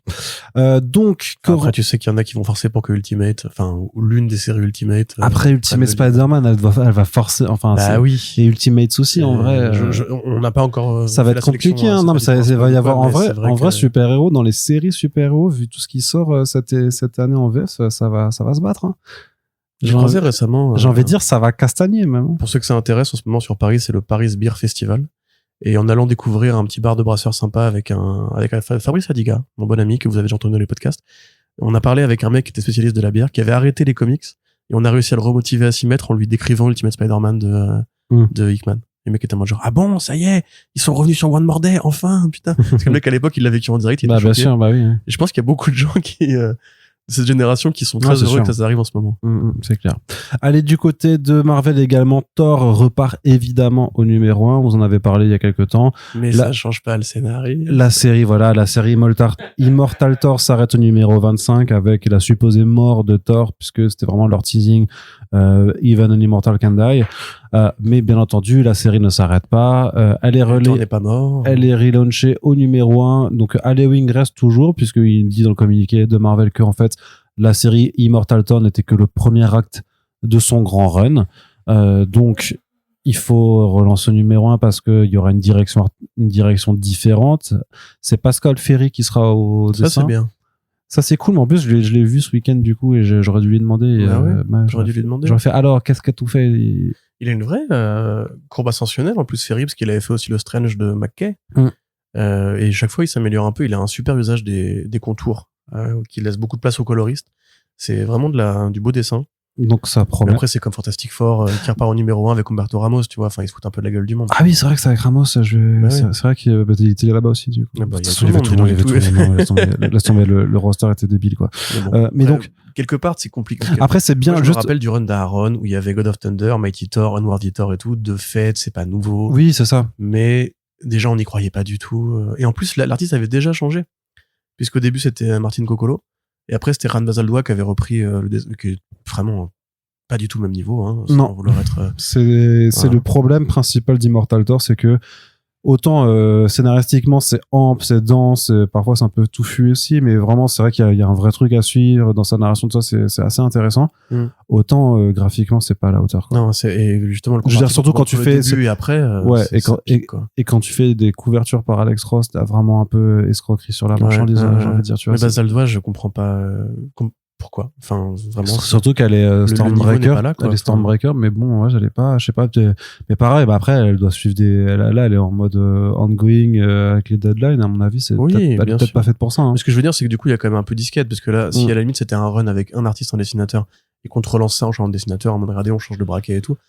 Là, pour le coup, ils avaient déjà changé d'artiste. Ouais, c'est parce que Coccolo, il était parti faire quoi? Coccolo, lui, c'est un vrai Stormbreaker pour le coup, dans le sens où il est vraiment très bon quand même. Et j'imagine que je sais plus ce qu'il allait faire après, mais il allait faire un autre truc, tu sais. Il était annoncé sur Thor, puis on l'a vu sur un autre truc, on fait, ah oui, bah, effectivement, là, on lui a proposé ça, il a fait, bah, désolé, mais je préfère ça à Thor, quoi. C'était pas du Spider-Man ou un truc comme ça, je sais plus. Peut-être. En plus, pour moi, je suis à jour sur la série, tu le vois venir, hein, le relaunch, vraiment, tu vois venir la disquette absolue. Oh, spoiler, Thor va pas mourir, en fait, dans la série, hein. Et lui, garde Loki et compagnie, c'est très intéressant, mais tu peux faire un run qui va au numéro 50 pour l'événement d'avoir un numéro 50. Voilà. Moi, je ne m'habituerai jamais à ces. Mais parce que dans le descriptif de la nouvelle série, on te fait croire, en fait, on te dit, le descriptif, c'est, la mythologie nordique nous a expliqué que des dieux ont foulé la terre et tout ça. Mais en fait, tout ça, c'était faux, les dieux n'ont jamais existé. Personne ne viendra vous sauver, sauf qu'un homme se réveille en ville, un homme avec un marteau. Et j'ai quand même l'impression que, en gros, moi je suis pas, il doit manquer de numéros, mais par rapport à ce que l'Enchantress faisait notamment en présentant Thor comme un personnage de fiction, j'ai vraiment l'impression qu'au final, c'est le côté, effectivement, on va faire croire, c'est un peu One More Day, quoi, on va faire croire à la Terre que, effectivement, que Asgard et tout ça n'ont pas existé. Et en fait, là, ça va être un peu la mémoire dans la peau. T'as un Donald Blake qui va se réveiller et qui va redécouvrir qu'en fait il a été un dieu avant et va devoir se réapproprier son nom. C'est ça pour moi le pitch. Ouais, c'est ça. En tout cas, ça a l'air d'être ça. Super original quand même. Mais après, moi j'aime bien. Hein, j'aime beaucoup l'écriture de Halloween. Bref, on en reparlera cet été. Parlons-en quand on aura l'occasion peut-être de faire un point sur la VF. C'est édité en VF le Thor de Halloween. Bah ouais, mais dans le mensuel Marvel Comics. Ah ouais. Et il n'est pas édité en album. Pas encore. Ils attendent. Bah après là, faudrait que je vois bah tu sais, faut attendre qu'il y ait au moins 12 numéros publiés. C'est dommage, c'est une bonne série. Mais il y a 12 numéros publiés dans le mensuel, tu veux dire? Bah je sais pas. Parce que moi, vu que je fais les éditos, faudrait que je vérifie que c'est lequel le dernier que j'ai traité, quoi. Mais ce que je peux faire très très rapidement. Tu peux le faire. Quoi. Tu peux le faire. Je crois en toi. Mais la série commençait justement super bien avec cette révélation enfin, c'est pas lui qui a créé Luthgard, mais effectivement, il y avait cette espèce de grosse baston, ces couleurs incroyables, la place de Loki aussi, parce que Ewing a considérablement réinventé Loki depuis les Defenders. Ouais. C'est lui qui a instillé l'idée d'un Loki non binaire. Desserrez les dents quand je dis ça, s'il vous plaît, amis, ne vous crispez pas pour rien. Non, ça va. Et même ça a des petites ramifications à côté sur ce qui arrive dans Doctor Strange en ce moment, avec la série Strange of Asgard, que d'ailleurs pour le coup beaucoup moins intéressante. Et pareil, j'ai oublié le nom de l'artiste, mais ça matche pas du tout. Mais tu vois, on en parlait dans le podcast Daredevil justement, du côté il y a combien de personnages ont autant de grands runs que Daredevil. Mine de rien, avec Ewing qui passe derrière Donny Cates, qui passe derrière Jason Aaron, il y a quand même une bonne continuité chez Thor. C'est juste dommage que graphiquement ça ne suive pas, et donc là en tout cas l'arrivée de Ferry est plutôt une bonne nouvelle. Ouais, donc non, dans le Marvel Comics de ce mois-ci, normalement c'est le numéro 14 d'Immortal Thor qui est publié, tu vois, donc ils viennent à peine de passer les 12, donc s'il y a un Deluxe qui doit arriver, parce que c'est ce qui arrivera, comme pour le Amazing Spider-Man de Zeb Wells, j'imagine que ce sera pas avant la fin de l'année quand même, tu vois. Ok.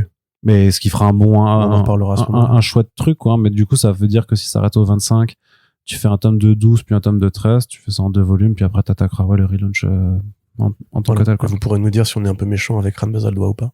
Ouais, peut-être. La réponse est non. Mais moi je trouve que non, mais quand tu passes après Martin Cocola, moi ça m'a fait arrêter Captain Marvel. Hein. Je rigole pas du tout, ça m'a fait vraiment. J'avais envie de me remettre à Captain Marvel. De Thompson là. Ouais, j'ai vu les dessins, j'étais en mode non, je suis désolé, non. Allez, Corentin, on continue. Est-ce qu'on a encore des trucs du côté de DC? Je te laisse un peu la parole. C'est toi qui as fait les articles. Bonne nouvelle, du Superman en Black Label par l'équipe créative d'Ice Cream Man. On est content. Là, ça fait vraiment projet Black Label pour le coup, parce que c'est clairement ils se sont payés la signature Ice Cream Man en fait. Ils te le disent. Franchement, pour le coup, c'est assez intéressant. Quand on a des communiqués de presse d'éditeurs, généralement, ça tartine sur le It's amazing et tout, revolutionary, genre bending, frontier breaker, etc. Voilà. Enfin, tout le langage ChatGPT que les éditeurs aiment bien nous tartiner. Et là, c'est super intéressant, c'est qu'au contraire, en fait, l'éditeur insiste beaucoup sur le fait qu'ils ont laissé l'équipe créative bosser. Ils disent, en fait... en même temps, c'est la base du Black Label à la base. Hein. Voilà, c'est ça. C'est pour ça que je dis, ça fait très Black Label. Ils disent, en fait, si tu lis entre les lignes, on a lu Ice Cream Man, on a kiffé, on s'est dit, mais attends, qu'est-ce que ça donnerait si ces mecs-là faisaient Superman? Alors, ils vont supprimer le côté horreur. On avait parlé, je crois, de Ice Cream Man une fois, qui est édité chez Guinée Menin. Ouais, enfin, qui était édité chez Guinée qui ont publié 3 tomes et il y en a 12 en VO, quoi. Donc, après, la série est tellement longue que c'était un mauvais choix de format dès le départ. Mais... Oui, de faire des tomes de 4 albums, des tomes de 4 numéros. Non, c'était vraiment pas le bon truc. Ouais. Mais, du coup, si vous voulez vous intéresser au sujet-là, en fait, c'est de l'horreur plus ou moins surréalisto bizarre, en fait. Voilà, c'est vraiment de l'horreur, mais pas dans le sens où ça te fait peur, dans le sens où ça te trifouille le cerveau. Et effectivement, pour Superman, c'est une proposition qui est assez... moi, j'imaginais pas ces mecs-là sur Superman, tu vois. Et ça ressemble vraiment justement à ce qu'on appelle plus souvent dans le Black Label, comme à l'époque où Ramvé, et Christian Ward, ont fait Aquaman, tu vois, où tu dis, ah bah oui, tiens, putain. Andromeda, ouais. Effectivement, Ramvé sur Aquaman et Christian Ward sur Aquaman, ça peut forcément donner un truc assez original, inédit. Et là, effectivement, alors le concept de la série, je vous résume rapidement. Dans le canon de Superman, il y a la kryptonite verte, donc qui est le minerai rocheux, en fait, de Krypton. Une fois que Krypton a explosé, sa radioactivité de l'explosion, en fait, a converti des minerais rocheux en un métal en un minerai qu'on appelle la kryptonite. Cette kryptonite permet d'amenuiser les pouvoirs de Superman. Ça, c'est la kryptonite verte. La kryptonite verte. Et on va dire que c'est plus ou moins la seule qui est réellement canonique à travers l'histoire. Mais à une époque, les scénaristes de l'âge d'argent avaient d'autres idées, en se disant, mais attends, le vert, d'accord, mais qu'en est-il du rouge, ou du blanc, ou du jaune, ou du doré? Et ils ont inventé comme ça plein de kryptonites un peu zarbi, qui avaient des pouvoirs, il y avait des kryptonites qui pouvaient transformer Superman en dragon, par exemple. Il y a une kryptonite qui ne marche que sur Bizarro. Tu vois, on a c'est plein de concepts un peu à la con comme ça. Et Morazzo s'est dit, en fait, je pense, c'est tellement fou et tellement débile qu'il y a moyen de s'amuser. Donc, en fait, là, Superman va découvrir qu'il y a un nouveau gisement de kryptonite qui arrive vers la Terre. Et il va étudier les effets de cette kryptonite sur lui pour être sûr que c'est pas dangereux ou que personne ne s'approprie le truc, quoi.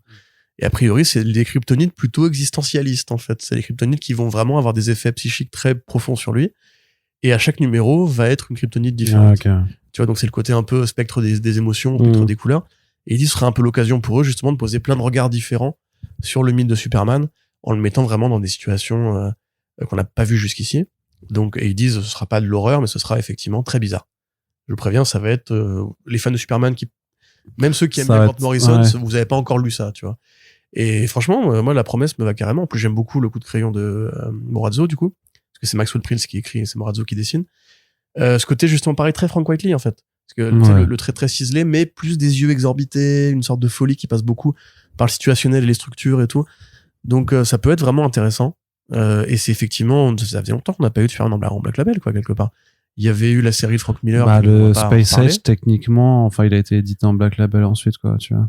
En France. C'est vrai, tu as raison, je fourche et lisez-le. Parce que d'ailleurs, il y a l'interview du film de James Gunn dans le comics de Mark Russell et Michael Red. Ceci étant, c'est vrai que Michael Red, c'est déjà un dessin un peu weird. Mais là, on est quand même plus sur des grandes signatures modernes, parce qu'Ice Cream Man, c'est quand même un très gros vendeur aux États-Unis. Ouais. C'est aussi ça qui a permis à beaucoup d'éditeurs de se rappeler que l'anthologie d'horreur en single, et qu'il y a eu une espèce de ruée vers l'or de on fait tous des anthologies d'horreur en single maintenant, qui a même chez IC Comics qui est revenu et tout, tu vois. Et c'est un peu eux qui étaient à l'avant-front, on va dire. C'était pas les premiers, mais c'était un peu à l'avant-front de cette espèce de nouvelle révolution de l'horreur en BD. Et franchement, c'est super cool parce que ils ont bien voulu venir jouer avec Superman. DC Comics a eu le nez creux en se disant, ces mecs-là qui n'ont quasiment pas fait de super-héros, en vérité.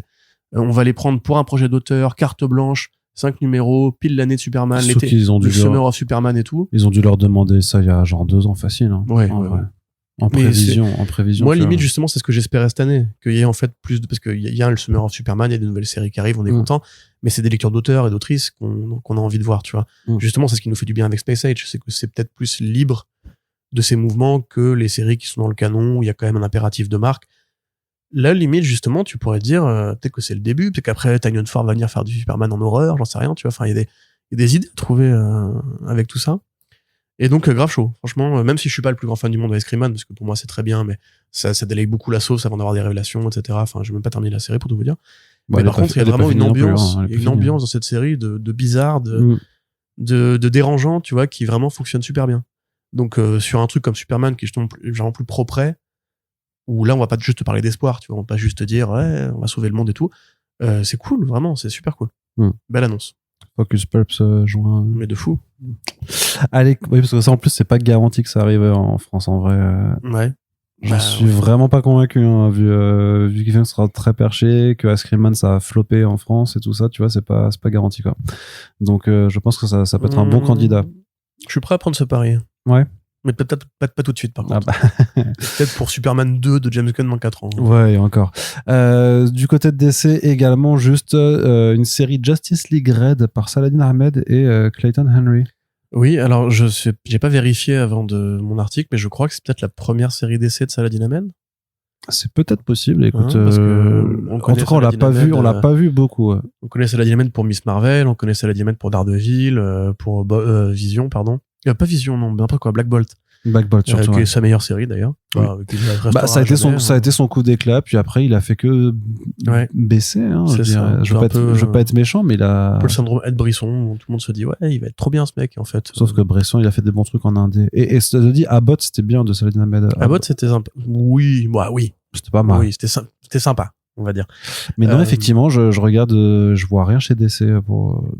C'est sûrement son premier titre chez DC. Ouais. Bah, là, en l'occurrence, j'ai du mal à m'expliquer les raisons de cette série. Pour vous décrire le pitch rapidement, en fait, le Red Tornado, donc comment résumer Red Tornado ? C'est la vision chez DC, voilà, je vais dire ça comme ça, et tant pis si c'est effectivement très brouillon et très résumé, qui est en fait devenu l'ordinateur de bord de la Watchtower. Voit une vision du futur. Cette vision du futur, il a fait des courtes histoires dans les anthologies This is the Doomed and the Damned pour Halloween et Harley Quinn Black White Ride. Okay. Et aussi Dark Knight's Death Metal, The Multiverse Who Laughs. Putain, travail de cette merde. Non. Le multivers qui rit. Je ne veux pas en reparler. Mais c'est quand même son premier projet conséquent chez DC. Oui, voilà. Donc voilà, le Red Tornado voit une vision du futur qui l'inquiète. Du coup, chez Marvel. Et qui l'inquiète. Et il dit, du coup, il faut monter une équipe pour empêcher que ça ne se produise. L'équipe en question étant constituée de Power Girl, Deadman, Red Arrow et Simon Baz. Et j'oublie quelqu'un. Mais c'est pas grave. Déjà, c'est pour ceux qui aiment bien Simon Baz et qui trouvent qu'il est pas assez présent, voilà. Il y a... C'est quoi, c'est Miko, non? Comment ça s'appelle? Ouais, mais c'est Red Arrow, ça. Oui, pardon. Ouais. Et ça explique aussi l'arrêt de la série Power Girl de... Cyborg, c'est Cyborg. Cyborg, c'est ça, ouais. Ça explique aussi l'arrêt de la série Power Girl de Léa Williams. Série sympathique, hein, franchement, qui a du mal à démarrer. Et en fait, une fois qu'elle a dit qu'il fallait pas faire du badass, mais du choupi avec Power Girl, ça marchait beaucoup mieux, en fait. Mais elle est sympa, Léa Williams, en vrai. C'est dommage que il la fout pas forcément aux bons endroits ou avec les bonnes consignes. Donc voilà, j'avoue, je sais pas trop quoi en attendre parce que moi, Saladin Ahmed, il m'a un peu gavé avec Daredevil. Je vais le dire très franchement, pour moi, c'est une mauvaise série. Voilà, avec pendant que Lordi Darno se met à nous parler, c'est une mauvaise série parce que justement, c'est pas ce qu'il faut faire avec Daredevil et je le dis ça en tant que gatekeeper ultime. Mais néanmoins, sa Miss Marvel était très cool, son Black Bolt était très cool et bon, faut voir comment est-ce qu'il s'approprie les jouets de l'univers DC, à quoi sert la série elle-même. Elle est présentée comme une série de Black Ops. Bon, les personnages en question sont pas forcément des Black Ops. Tu peux te dire, Cyborg, il a le hacking, et Miko, elle a le côté furtif. Mais Power Girl, là, c'est pas une espionne, tu vois. Deadman, bon, il peut, évidemment, il peut se rendre invisible et intangible, donc il fait un peu ce qu'il veut. Surtout, il possède les gens, donc il peut s'infiltrer aussi.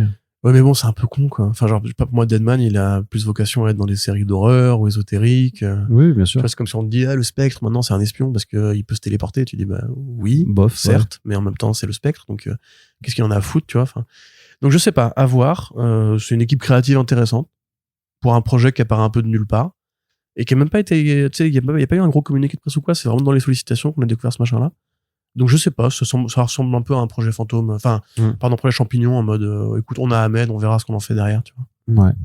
Très bien. Et est-ce que tu veux nous faire un point sur DC qui développe sa marque, sa gamme de webtoons Alors je veux bien, mais il faut que tu me retrouves tous les titres et toutes les équipes créatives. DC Go. Parce que là, de tête, ça va être compliqué. Alors on sait que le webtoon est un marché en croissance, ou la lecture en ligne en général, enfin je veux dire la lecture sur appli. Sur téléphone, ouais. Ils ont bien vu que ça fonctionnait pour les fans de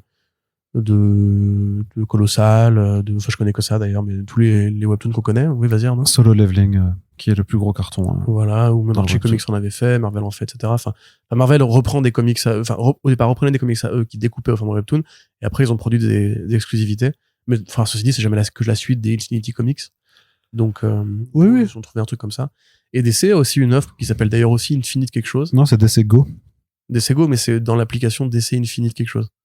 Le service s'appelle comme ça. Oui, c'est l'application DC, c'était l'application DC Universe, machin, oui. Alors du coup, on a une série sur... Donc on a Warriors and We Wonder de Stephanie Williams, Jane Pica et Emily Person. Voilà, et ça c'est Wonder Woman et bébé, et il faut l'élever. Et c'est une comédie où en fait, c'est un bébé un peu turbulent, et donc toute l'île doit s'y mettre pour que ça parte pas en vrille, parce qu'elle a les pouvoirs d'une déesse déjà, tu vois. Donc pourquoi pas, si vous aimez bien la fiction, des bébés cassent des trucs. Ensuite, on a Aquaman, Yo-Ho Hold Onto Your Hook de Josh Trujillo, Nikki Lelapi, Andrew Drilon et Bradley Clayton. Ça, c'est très clairement du One Piece-like. C'est-à-dire que c'est Jackson Hyde, donc c'est le capitaine Aquaman, qui parcourt les mers à la recherche d'un artefact sacré d'un capitaine noir. One Piece, ouais. Donc c'est littéralement du One Piece pur sucre, pur jus. Ensuite, on a John Kent, The Internship is My Kryptonite de Sam Kemp, Damon Hampton et Sarah G. Mais ça peut être sympa. C'est en fait Jonathan Kent qui, après le lycée, rentre à la fac et doit trouver un stage. Et en fait, comme tout le monde dans ce genre de cas, il appelle papa et maman. Papa et maman qui du coup lui disent mais viens on dit planète, et Loïs est rédactrice en chef du journal, et donc il amène les cafés, il rédige des piges, il sert les pompes des rédacteurs et tout. Honnêtement, moi c'est le genre de truc que j'aime bien, tu vois, ce côté un peu slice of life du super-héros. Accessoirement, c'est un style d'idée que John Kent a pu grandir et qu'il est pas devenu adulte d'un seul coup. Et ça s'adapte très bien au format webtoon où c'est 5 minutes de lecture max, tu sais, c'est un petit truc, tu vois. Et t'as aussi le côté, t'auras un peu de la romance gay, puisque c'est dans cette série-là, il est encore avec son mec, etc. Ouais. Et je crois que le format webtoon, justement, est peut-être plus ouvert d'esprit, on va dire. que le le marché du nombre super-héros de global. Boys Love et de oui Voilà, c'est ça. sur- Donc, sur- ils savent un peu de ce qu'ils font romance, aussi avec ce héros-là, qui était plus facile à vendre au lecteur de Webtoon. Webtoon, c'est très romance aussi, Ouais. hein, bien sûr. Ensuite, on a The Magical Mysteries of Shazam de Steve Orlando et Gio Potta. Oui, bah alors ça, pour le coup, je sais même pas pourquoi on fait un Webtoon, parce que c'est de base, le Webtoon, c'est plus jeunesse. Là, si on lit le descriptif, en fait, c'est littéralement du Shazam classique. Ouais. C'est-à-dire que c'est Billy Batson qui est dans la famille de Tony, the Talking Tiger. Parce qu'à l'époque des comics Fawcett, il y avait effectivement des tigres qui parlent dans l'équipe de Shazam. C'est trop bien. Et là, en l'occurrence, c'est lui qui qui a adopté Billy et les classiques membres de la Shazam Family, dont Freddie Freeman et tout. Et ben voilà, Billy va obtenir les pouvoirs de Shazam et défendre la ville. Et sa famille va se retrouver embarquée dans le truc. Enfin, c'est du Shazam, quoi. Ensuite, on a My Little Warlord de Ninja G et Madeleine Mirjam. Mais alors ça, c'est trop bizarre, parce que Warlord, en fait, c'est une création originale de Mike Grell. Donc, Mike Grell, voilà, c'est Green Arrow, c'est Green Arrow, etc. C'est Green Arrow et Warlord. Et puis, je crois, des comics d'espionnage aussi. Peut-être qu'il a même fait du James Bond. Mais voilà, c'est un auteur pour adultes qui, dans les 70s, avait eu cette idée, en fait, qui est vachement inspirée par les écrits de Edgar Rice Burroughs. Edgar Rice Burroughs, donc John Carter of Mars notamment. Voilà. Et c'est l'histoire en fait d'un pilote américain qui s'écrase sur une contrée mystique pendant la Seconde Guerre mondiale. Et une fois sur place, il va devenir le guerrier de la légende. Donc c'est vraiment du John Carter. Ça fait vraiment penser à la première version de la Suicide Squad quand même. Dans quel sens? Bah le côté Oui, l'équipe de pilotes, bah c'est Mais Burroughs, celle de c'était- Robert c'était Kanigher très quoi, antérieur à tout ça, le hein. côté ouais non mais je veux dire par rapport à Warlord parce que du coup là Sur Dinosaur Island, tu veux dire? ouais. Bah le côté c'est une pilote des pilotes qui s'écrasent sur une île qui est en fait un univers Mais t'avais qui des est pelletés. décalé chronologiquement. T'avais des pelletés des comics comme ça dans les années 30, enfin 40 plutôt. Faut savoir que la carrière de Burroughs, c'est le début du 20e siècle en fait. Non Et à mais je pensais l'époque, même à t'avais, Mike Grell quoi du coup. T'avais, tu sais, The Land That Time Forgot, Le Monde Perdu, t'avais John Carter et tout. En fait, cette littérature-là, c'était la pop culture de cette période-là. Elle a beaucoup influencé le reste, même dans Doc Savage, des trucs comme ça, tu vois. Monde perdu c'est Conan Doyle par contre hein, de mémoire. Oui, c'est Conan Doyle, oui. Oui, non, mais c'est pas que, bah ouais, t'es pas tout seul avec ses petits bras, hein. Si Mais, c'est Burroughs qui a tout fait. Puis t'avais le film Tout. King Kong, qui avait été une révolution pendant son époque et tout. Donc, bref. Et en l'occurrence, ce truc-là est réinventé pour en faire un petit comics tout mignon, alors que je crois que le Warlord est vraiment pas réapparu, mais depuis des décennies, quoi. Mm. Et même, ça n'a pas été édité en VF a priori, donc j'aurais même du mal à vous le conseiller, parce que moi, j'aime beaucoup Mike Grell, j'aime beaucoup cette série, mais honnêtement, c'est inconnu au bataillon. Mm. C'est trop bizarre. C'est comme s'ils avaient pris Promethea pour en faire un comics jeune. Bah, te rappelle-toi qu'à l'époque, tu sais, ils avaient relancé Kamandi aussi. Hein. Ouais, mais Kamandi, c'est la marque Kirby, tu vois. Oui, C'est mais ce côté même un si peu, c'est la marque Kirby, Kirby. c'est quand même très Ouais. obscur. Ils auraient pu faire un comics jeunesse Kamandi. Hein. Ouais. Et donc, la dernière création, c'est Taste of Justice d'Andrew Hayden et Dominic Stanton, ainsi que Haneke. Oui, bah ça, ils font de la bouffe. C'est littéralement le résumé. Je veux pas vous dire autrement. C'est un Enfin, comics l'occasion culinaire. de découvrir la cantoche et les gamelles des réunions de bureau de la Justice League. Depuis Ouais. la street food de Gotham City à la cuisine paradisiaque de Themyscira, des plats iodés d'Atlantis aux saveurs stratosphériques de l'espace. C'est bien traduit, hein. Il y en a pour tous Oui, un les peu. goûts. Alors, il est moi, fort. je sais te donner faim, moi. Mais oui, bah voilà, je pense que comme pour toi qui étais fan, enfin qui est curieux du manga où Superman bouffe et voit des sushis, enfin il sort sur des sushis, c'est le même délire a priori, quoi. C'est de la Boostify. Très bien. Est-ce qu'il y a une scène webtoon des trucs alimentaires? Je sais pas. Mais voilà. Bah, Et après, ils sûrement ont aussi. annoncé Ouais. la suite du comics de romance avec Poison Ivy et Harley Quinn et la suite de Nothing But BUTT, Nightwing, où Nightwing est à la fois un super-héros, un espion et un mannequin, parce qu'il est beau gosse, il a un cul bien bombé. Ah, mais il a le plus beau Donc, cul de l'univers DC. Donc là, c'est des saisons 2 en l'occurrence. C'est-à-dire que ça a déjà été suffisamment bien pris pour valider une suite. Ouais. Donc une offre qui se développe, quoi. Ouais, c'est ça. Ça fait un peu tir groupé, ça fait un peu genre on lance plein d'idées, on va voir ce qu'il prend et tout. Mais au global, je sais pas, les visuels sont plutôt mignons. Moi, je suis pas contre, en fait, si tu veux, du moment que ça. Non, permet bah à parce d'autres gens qu'en de plus, découvrir et en plus, visiblement, il y a clairement quelque chose qui a été compris, c'est qu'a priori, c'est un format de lecture qui permet de recruter. En tout cas, en numérique. En papier, je pense que quand après ils en font des versions papier, c'est peut-être pas forcément le Ouais. cas. Mais dans le cadre de... Bah après, le truc, c'est que ils sont... c'est le truc qui est paradoxal, c'est que vu que c'est disponible en exclusivité sur l'application de lecture, c'est-à-dire qu'il faut quand même payer un abonnement et donc... quelque part, ce truc-là, c'est fait pour des gens qui connaissent un peu et qui sont intéressés. Donc le recrutement est un peu limité, Mais mais ils avaient pas fait un partenariat avec un Coréen bah avec Webtoon, littéralement, ouais. Ouais, bah voilà. Mais C'est ça qu'il faudrait faire, du coup. Bah, peut-être que ça rentrera aussi en compte. Je sais pas dans quelle mesure en fait ça pourrait être aussi genre les premiers chapitres seraient disponibles sur Webtoon pour que tu aies ensuite les prendre sur DC Infinite. Je sais pas trop comment ça marche. Mais donc ça arrive. On essaiera de vous en parler un petit peu au fur et à mesure des mois, surtout Corentin qui est un énorme yankee de Webtoon. J'en ai lu un. Voilà. En papier. Et ben voilà. Du côté des écrans, alors du côté de la série télé, j'ai mis un truc juste pour rigoler, c'est le fait que Max se redevient HBO Max dans le plus grand twist narratif de l'histoire des plateformes de streaming. J'ai vu que ça a fait beaucoup réagir sur les réseaux, alors que concrètement, ça ne va rien. Mais parce qu'en fait, leurs équipes de CM, par contre, ils ont engagé des gens très très très forts. Ils avaient les Doug américains, clairement, pour ça, quoi, parce que ils ont vraiment su surfer là-dessus. Hein. Ouais. Bah, enfin, très concrètement, petit rappel des faits. Donc, quand Warner Bros lance sa plateforme, ils ont déjà un truc qui s'appelle HBO Now, en fait, qui est la plateforme de replay. Ouais. Si vous n'étiez pas connecté pour regarder la série Game of Thrones à telle heure, etc., vous pouviez la mater ensuite. Et en fait, cette offre-là a pris beaucoup, beaucoup d'importance. Et ils se sont dit, plutôt que de lancer une plateforme concurrente, on va la greffer à HBO Now, qui devient HBO Max, dans l'idée que les gens pourraient, qui étaient déjà abonnés à HBO, activer ce truc-là et avoir déjà une base, en fait, conséquente, plutôt que de partir de zéro. Ce qui n'était pas idiot, en l'occurrence. Mm. Et après, ils se sont dit, bah, maintenant qu'on a cette base-là, il faut qu'on va plus loin qu'HBO pour avoir une vraie identité qui surplombe un peu tous les départements du groupe Warner. C'est là qu'ils ont eu l'idée d'appeler ça Max, ce qui est effectivement pas le nom le plus heureux de la Terre. Et après, je sais pas pourquoi, vraiment, qu'est-ce qui se passe. Peut-être parce que, en fait, c'est la marque HBO qui fait le plus bien sûr, mais fleurir ce truc-là, parce que Last of Us, c'est HBO, House of the Dragon, c'est HBO. Mais en plus, White Lotus, c'est HBO. Mais le truc, c'est que, en plus, l'acronyme HBO, il est parfait.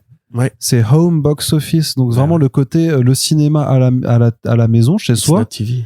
C'est ça, et donc ils marchent déjà avec l'image de leur série télé, et en plus que tu peux très bien adapter juste pour dire, bah en fait vous avez aussi les plus gros succès du box-office, donc les films, tout ce qui est Warner et tout ça, à la maison également. Donc ça se demandait pourquoi ils avaient voulu le changer vraiment et parce faire disparaître le truc. Je pense qu'il y avait un côté, ils voulaient pas un plus, ou ils voulaient un truc plus court, je pense. C'est Max, Netflix, ça faisait peut-être plus proche. Alors écoutez, t'as Paramount+, Disney+, etc. Apple TV+. Apple TV+. Ouais. Mais maintenant, ils disent juste Apple TV, en fait. Ou même ils disent juste Apple. En général, les citricains disent juste sur Apple TV ou sur Apple. Mais par contre, oui, effectivement, je pense que c'est la victoire d'HBO, surtout tout ça. Bah oui. C'est qu'en fait, les séries que les gens regardent, pour lesquelles ils vont payer, c'est effectivement les gros monuments comme Last of Us, même de Pingouin, tu vois.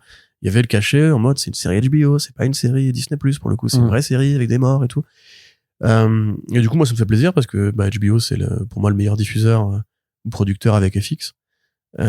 Donc en ce sens-là, chez David Zaslav qui n'a pas réussi à imposer sa marque à la con. En plus, ils avaient pris la couleur bleue, qui est la même couleur que Prime et Paramount+. Je sais pas sur quelles études de marché ils se basent pour dire que les gens préfèrent le bleu, mais là du coup a priori ça va revenir noir et blanc. Et effectivement, c'est donc la signature graphique de HBO. Voilà, donc c'est la victoire de The Wire contre les vilains producteurs. Super. On a une première bonne annonce pour Ironheart, Corentin. Donc la série de Marvel Studios qu'il faut bien la sortir. Hein. Elle a fini de tourner depuis 2 ans ou 3 ans, je crois. Mais bon, voilà, qui avait toujours pas été diffusée. Donc qui reprend le personnage de Riri Williams, vu dans Black Panther Wakanda Forever, qui était sorti il y a 3 ans maintenant, je crois. Oui. C'était il y a 3 ans déjà? Oui. C'était il y a 3 ans. Donc, on espère qu'il y a encore des spectateurs qui se rappellent de ce personnage secondaire et qui seront prêts à investir de leur temps pour aller découvrir ses aventures, sachant que dans l'idée, en fait, elle va rencontrer The Hood, qui va lui proposer d'utiliser ses capacités magiques pour qu'elle-même puisse se développer son armure et être reconnue pour l'ensemble des talents qu'elle possède, puisque Riri Williams, elle est quand même très, très intelligente. Et elle s'est bricolée, donc du coup, c'est une inventeuse de génie. Corentin, qu'est-ce que tu as pensé de ce trailer? Toi qui es notoirement reconnu pour et ton racisme et ta misogynie. Mais ceci étant, c'est bien que tu en parles. Allez voir la vidéo sur YouTube et regardez les commentaires. Ils sont pas forcément racistes et misogynes parce que aujourd'hui les nazis savent se tenir.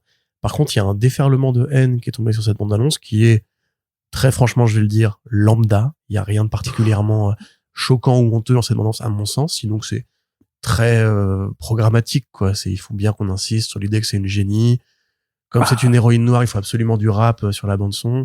Qu'il placarde en gros Ryan Coogler, alors qu'il a probablement rien fait sur la série. Hein. Producteur délégué. Voilà, exactement. Et en gros, vraiment, c'est plus important que créé par Bendis, etc. Tu vois.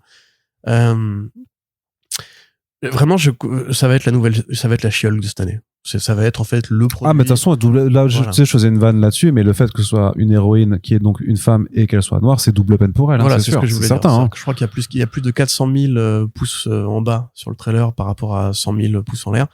Ça va être la cible des cons, Des connards, des voilà, connards. c'est pas forcément que des racistes, c'est juste des trous du cul.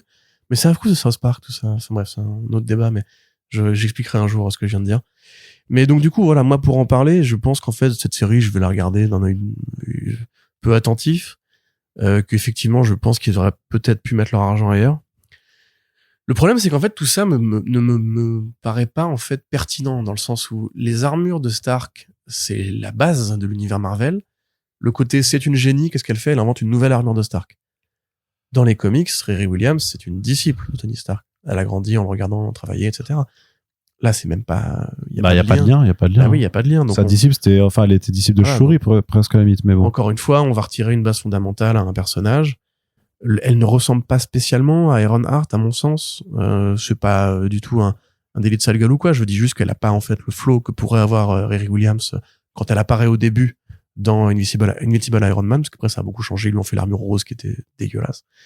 Le Hood, non.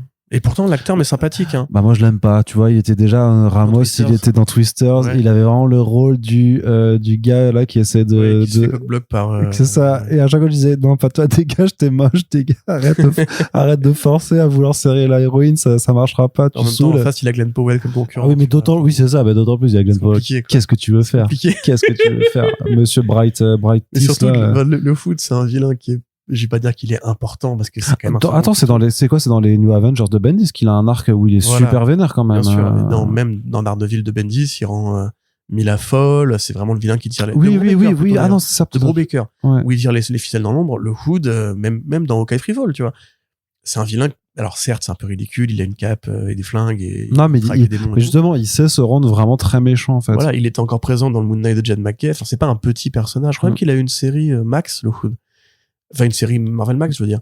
Là, je sais pas, ça fait vraiment petit vilain de merde, quoi. Et quand il met sa cape, il est un peu ridicule. Et pourquoi mais là, par contre, il y a un délit de faciès dans le sens que l'acteur a pas le charisme pour incarner une menace sérieuse, en fait. Puis pour moi, le Hood, c'est pas un petit trentenaire dynamique, tu vois. Enfin, c'est un vrai vilain, quoi. C'est un boss, tu vois. Bon, bref. Et après, il y a le doyen de Community, qui joue le Riddler aussi dans Harley Quinn, que j'aime beaucoup.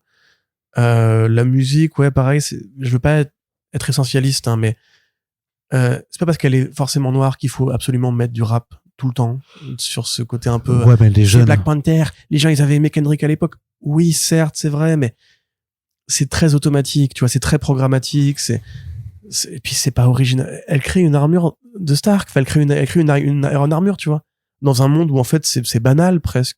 Ça fait depuis Iron Man 2 qu'on te dit que les États font des courses à l'armement avec les armures de Stark. C'est plus banal parce que Stark est mort techniquement, donc oui. lui ne peut plus créer d'armure. Non mais attends, mais on dit que c'est une génie, etc. C'est ça la grande révolution des génies dans l'univers Marvel. Je veux dire, il y a eu le Hulk, enfin le Red Hulk était président le leader est plus intelligent qu'elle. Je veux dire, ça, il y a beaucoup de génies, et si on dit que le génie principal c'est pas ce personnage. Oui, après le leader, son seul pouvoir c'est de faire des stats, quoi. Enfin, des probas. Ah, bien sûr. Ce que je veux dire, c'est que la carte, est super intelligent. On te l'a beaucoup dégainé, et qu'en fait, à un moment donné, c'est juste pour créer une armure robot. T'as envie de dire, bon, bah, en fait, Tony Stark, il l'a fait dans une putain de cave avec, ça, c'est un argument pour le coup des enfoirés qui ont détesté le trailer, et c'est vrai que c'est pas faux. T'as un côté, la base d'Iron Man, c'est on dit qu'un couillon avec un marteau, et des éclats de shrapnel dans le buffet a réussi depuis une cave afghane à se créer l'armure et le réacteur ARK, qui normalement d'ailleurs dans ce monde-là est censé avoir remplacé l'énergie fossile et tout, mais ça on va pas le mettre de côté parce que ce serait parler d'énergie dans un film Marvel, c'est pas possible, ou très énergétique. Là effectivement, s'ils ont que ça à défendre, je veux dire She-Hulk avait quand même plus que ça à défendre. She-Hulk, t'avais un vrai discours sur c'est quoi une Hulk qui se contrôle et tout, pour le grand public ça pouvait être intéressant. T'as le côté un peu aussi série sexy, série comique. Là c'est encore une origin story d'une nana qui crée une armure. Je sais pas à quoi ils pensaient vraiment pourquoi faire Ironheart quand t'as pas Iron Man? C'est pas un personnage très tricoté. Elle a eu quoi, 2 séries. Elle n'avait pas beaucoup réapparu depuis. Elle était un peu dans les Champions, mais tout le monde s'en fout. Enfin, c'est même pas la star des Champions.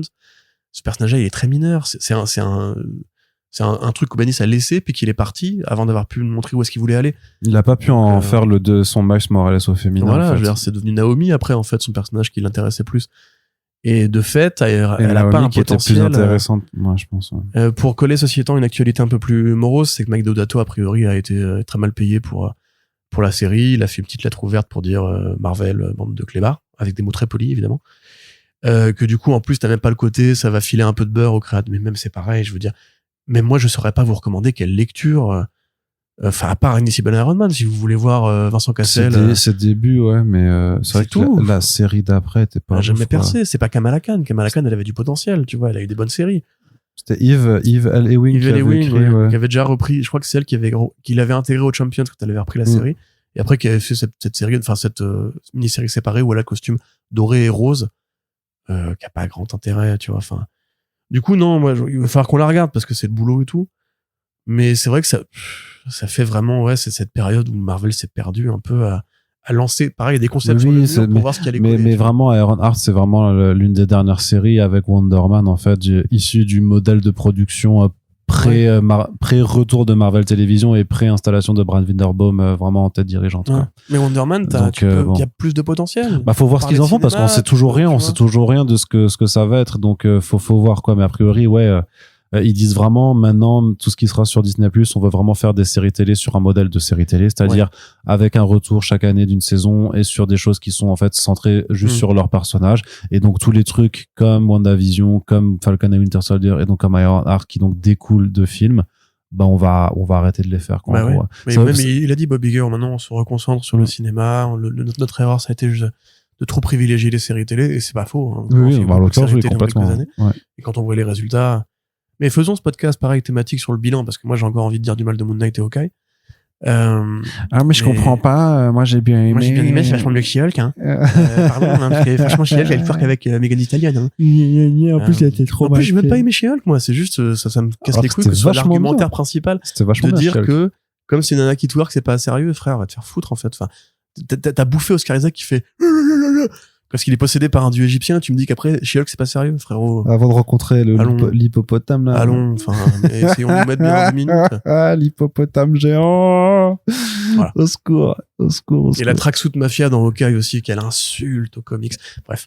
Allez, je suis quand même pas fâché moi que cette période des séries Disney+ s'arrête. Il y a des personnages qui ont du potentiel, qui auraient mérité mieux, c'est dommage, mais tant mieux. Ouais. En vrai, faites des films comme Fantastic Four, et après quand vous sentirez pareil, là pour l'instant Born Again, bon moi j'ai pas forcément tout apprécié, c'est un peu mieux.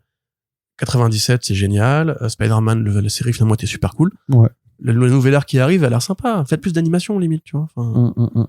Allez, pour terminer justement, tu parlais de Born Again il y a 2 secondes, Kristen Ritter évidemment fait son retour en Jessica Jones pour Daredevil Born Again saison 2.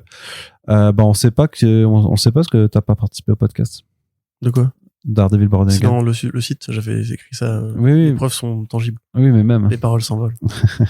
Mais oui. Moi, je m'attendais à ce qu'elle apparaisse effectivement dans l'une des scènes de l'épisode final quand il arrive dans le bar. C'était pas le cas. Par contre, donc la question que tout le monde va se poser maintenant, c'est ok, il y en a 2. Maintenant, l'éléphant dans la pièce, il s'appelle. Enfin, il y en a 2. Ça s'appelle Luke Cage et Iron Fist. Finn Jones. Tu retrouves Finn Jones là? Je pense pas. Je pense pas non plus. Peut-être Jessica Henwick. Mais Mike Colter, je pense pas. Jessica Henwick. Tu sais, la asiatique qui jouait Colin Wing. Colin Wing. Bah, parce que, pourquoi pas? Les Daughters of the Dragon, tu vois. Je serais pas idiot, tu mets. Ah non, parce qu'il y a Misty Knight, a déjà été apparu aussi. Ouais. T'avais Misty Knight qui était dans Luke Cage. Mais à la limite, si tu canonises le couple Jessica Jones et Luke Cage, moi, ça me va. Je veux dire, c'est un truc qu'ils n'ont pas réussi à faire dans la série télé, alors que, c'est un truc que les fans de comics comme moi aiment bien, justement, leur petite famille et tout. Mais surtout, Kristen Ritter, c'est probablement la meilleure chose avec Daredevil qui était sorti de cette période des séries Netflix. La saison était vraiment très bien. La saison 1 était très sympathique. Le reste, comme toutes les autres séries Netflix, ça s'est très vite effondré, malheureusement. La 2 était vraiment pas ouf, la 3. Très bonne actrice. En plus, elle était avec David Tennant qui jouait Kilgrave, un très bon Kilgrave. Il y avait un propos, c'était bien fichu. Elle est une très bonne actrice aussi.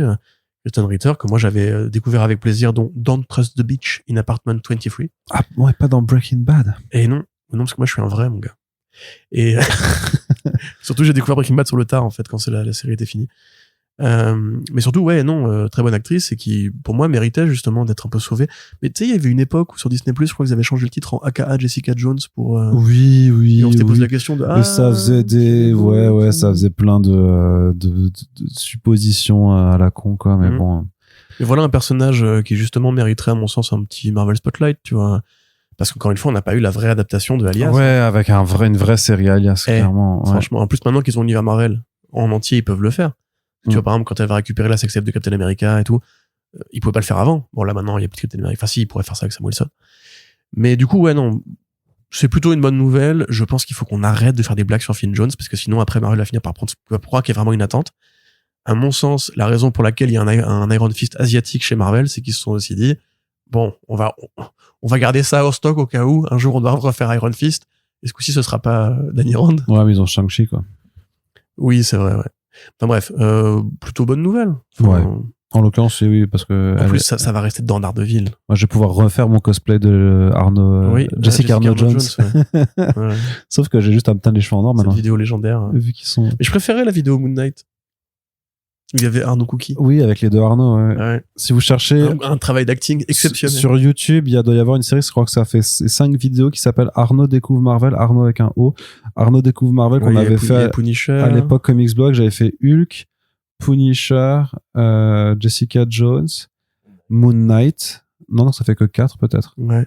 Et c'est vrai que au final ce que je dis n'est pas très intéressant, mais on avait fait à chaque fois des petites scénettes d'intro qui débordaient d'inventivité, d'écriture, assurément. Oui. Comme ce côté, tu sais, où je fais semblant de lire un bouquin d'essai, et puis t'as Thibaut qui fait, bah alors, qu'est-ce que tu fais, mon kikou? Et je fais, oh non, je suis en train de relire Justice League pour la 5e fois, parce que j'adore vraiment trop d'ici. Puis il baisse le bouquin et en dessous, en fait, il y a un truc Marvel. Et il fait, bah alors, on lit du Marvel. Je fais, mais non, arrête et tout. Faut pas dire ça. Bref, c'était la bonne époque. Et il y avait l'épisode spécial Jessica Jones, où du coup, j'avais le blouson, l'écharpe, et une perruque de cheveux longs noirs pour faire vraiment comme Kristen Ritter, et avec une bouteille de whisky en disant, Et Jean-Baptiste Ballier avait fait le multivers des Arnaud. Effectivement. Il y avait toutes les terres avec un jeu de mots pourri. C'est ça, voilà. Avec l'humour très JB pour tout le Kikouverse avec plein de versions très cursed de Arnaud. Donc, du côté maintenant du cinéma, Corentin, triste nouvelle, mais il fallait s'y attendre. TMNT Mutant Mayhem 2 est repoussé à 2027. Oui, ça commence à devenir un peu relou. Tous ces gens qui c'est comme pour Beyond the Spider-Verse, quoi. The Batman 2. Tu te souviens de The Batman 2? C'est quoi ça, The Batman 2? Ah oui, c'est vrai, c'était cette année. Ah oui. C'est 2 fois. Ouais. 2 fois. Première fois en 2025. Après, ils ont dit non, 2027 c'est mieux. Ouais. Tu dis mais pourquoi? C'est pas 2026, non, c'est 2026. Ouais. Non, oui, t'as raison, ouais. Enfin, ça fait quand même très longtemps. Bref, peu importe. Le script est toujours pas prêt. Tu te rends compte? C'est trop bizarre parce que j'en ai parlé avec Matt Tomlin à Angoulême, pas cette année, mais il y a un an. Il y a The Rap qui dit, qui a fait un article un peu genre qu'est-ce qui se passe avec le script. Et apparemment, là, récemment, il a livré un premier traitement seulement. C'est trop bizarre, ouais. Je comprends pas. Bref, c'est pas grave. Après, un jour, Pattinson jouera du coup le DKR à force d'attendre de ce film. Mais non, TMNT, c'est plutôt. Je pense que là, déjà ils peuvent prendre le temps de le faire parce que les acteurs, de fait, auront l'âge de leur personnage d'ici là, puisqu'à la fin de TMNT 1, ils allaient à la fac, entre guillemets, tu vois. Ils quittaient le lycée. Non, ils allaient au lycée. Bon, après, tu peux faire une ellipse temporelle, on s'en fout, tu vois, peu importe. Mais il y avait déjà une ellipse temporelle qui permettrait de justifier ce truc-là. De fait, c'est un film qui a plutôt bien marché. Je pense surtout en VOD, d'ailleurs. Et que, Paramount est content, tu vois, ils ont fait la petite série animée et tout. Si ça évite des périodes de crunch, parce que c'est aussi ça, qui repousse Spider-Verse, c'est ça, ouais. Tant mieux, parce que l'industrie un peu se responsabilise par rapport à ça, c'est une bonne chose. Et aussi, ça fera que la même année, on aura Spider-Verse 3 et TMNT 2. Ah bah voilà, ce sera notre nouvelle année de l'animation. Donc ça va être cool parce que t'as le maître et l'élève, entre guillemets. Ouais. Enfin, en tout cas, les deux productions qui découlent de la même façon de penser. Moi, j'ai confiance. Oui, je pense que c'est un mal pour un bien. Faut juste être patient et espérer ne pas mourir dans une 3e guerre mondiale d'ici là, mais sinon... C'est beaucoup demandé. C'est vrai. Mais donc voilà, ça, je dis, l'attente en vaudra la chandelle comme pour Beyond the Spider-Verse. On va en prendre plein les yeux et ça va être cool. Et d'ici là, lisez des Tortues Ninja, simplement. Donc aussi du côté de cinéma. Vous mettez la série animée, elle est très cool. Hein. Ouais, elle est sur Paramount Plus, alors j'imagine. Ouais. Plus de Rocketeer chez Disney+. Il y avait une tentative de reboot, mais visiblement, vu qu'ils voulaient mettre un homme noir dans le rôle, ça ne marcherait pas parce que ouin. C'est une très bonne imitation des commentaires YouTube de Ironheart. Oui, alors, comment résumer ça simplement? Aux États-Unis, pendant une petite période qui est un peu bénie, on y a tous cru. En tant que gauchiste.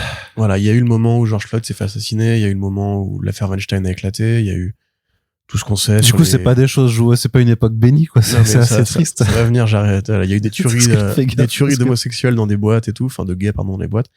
Et donc, du coup, la culture s'est dit, merde, en fait, on a un pays pourri aux États-Unis, qui est peuplé de nazis à la con avec des flingues, et qui ont le droit de vote. En plus, c'est quand même un peu dommage. Essayons de faire un effort. Essayons de mettre en place ce qui sont appelés les actes de diversity, equity and inclusion, de DEI ou DEI en anglais.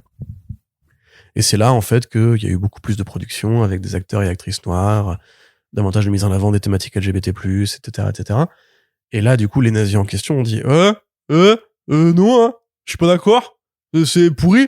Et après, du coup, ils ont été votés pour un mec qui est à peu près aussi intelligent qu'eux, et qui est actuellement en train de niquer leur économie, d'ailleurs. Et du coup, maintenant, en fait, les studios, qui sont des girouettes sans aucune colonne vertébrale, ont dit, ah bah oui, bah c'est logique. En fait, l'élection américaine, c'est ça qui va guider, en fait, notre politique éditoriale. Parce que ça marche comme ça, en fait. Et là, on va me répondre que beaucoup de films n'ont pas fonctionné, et que c'est pour ça qu'il y a rien en arrière. Oui, certes, et Black Panther a fait 1 milliard, et Captain Marvel a fait 1 milliard. C'est pas un argument. T'es dans le ZF. Donc, en fait, effectivement, là, on va considérer, en fait, que, un peu comme les géants de la tech, quand tout s'était fait allégeance à Donald Trump, les patrons d'Hollywood aussi ont, en quelque sorte, décidé de changer un peu de braquet. Parce qu'effectivement, il y a des tentatives de reboot, on va dire, inclusives qui n'ont pas fonctionné. Certains ont fonctionné, d'autres non. Voilà.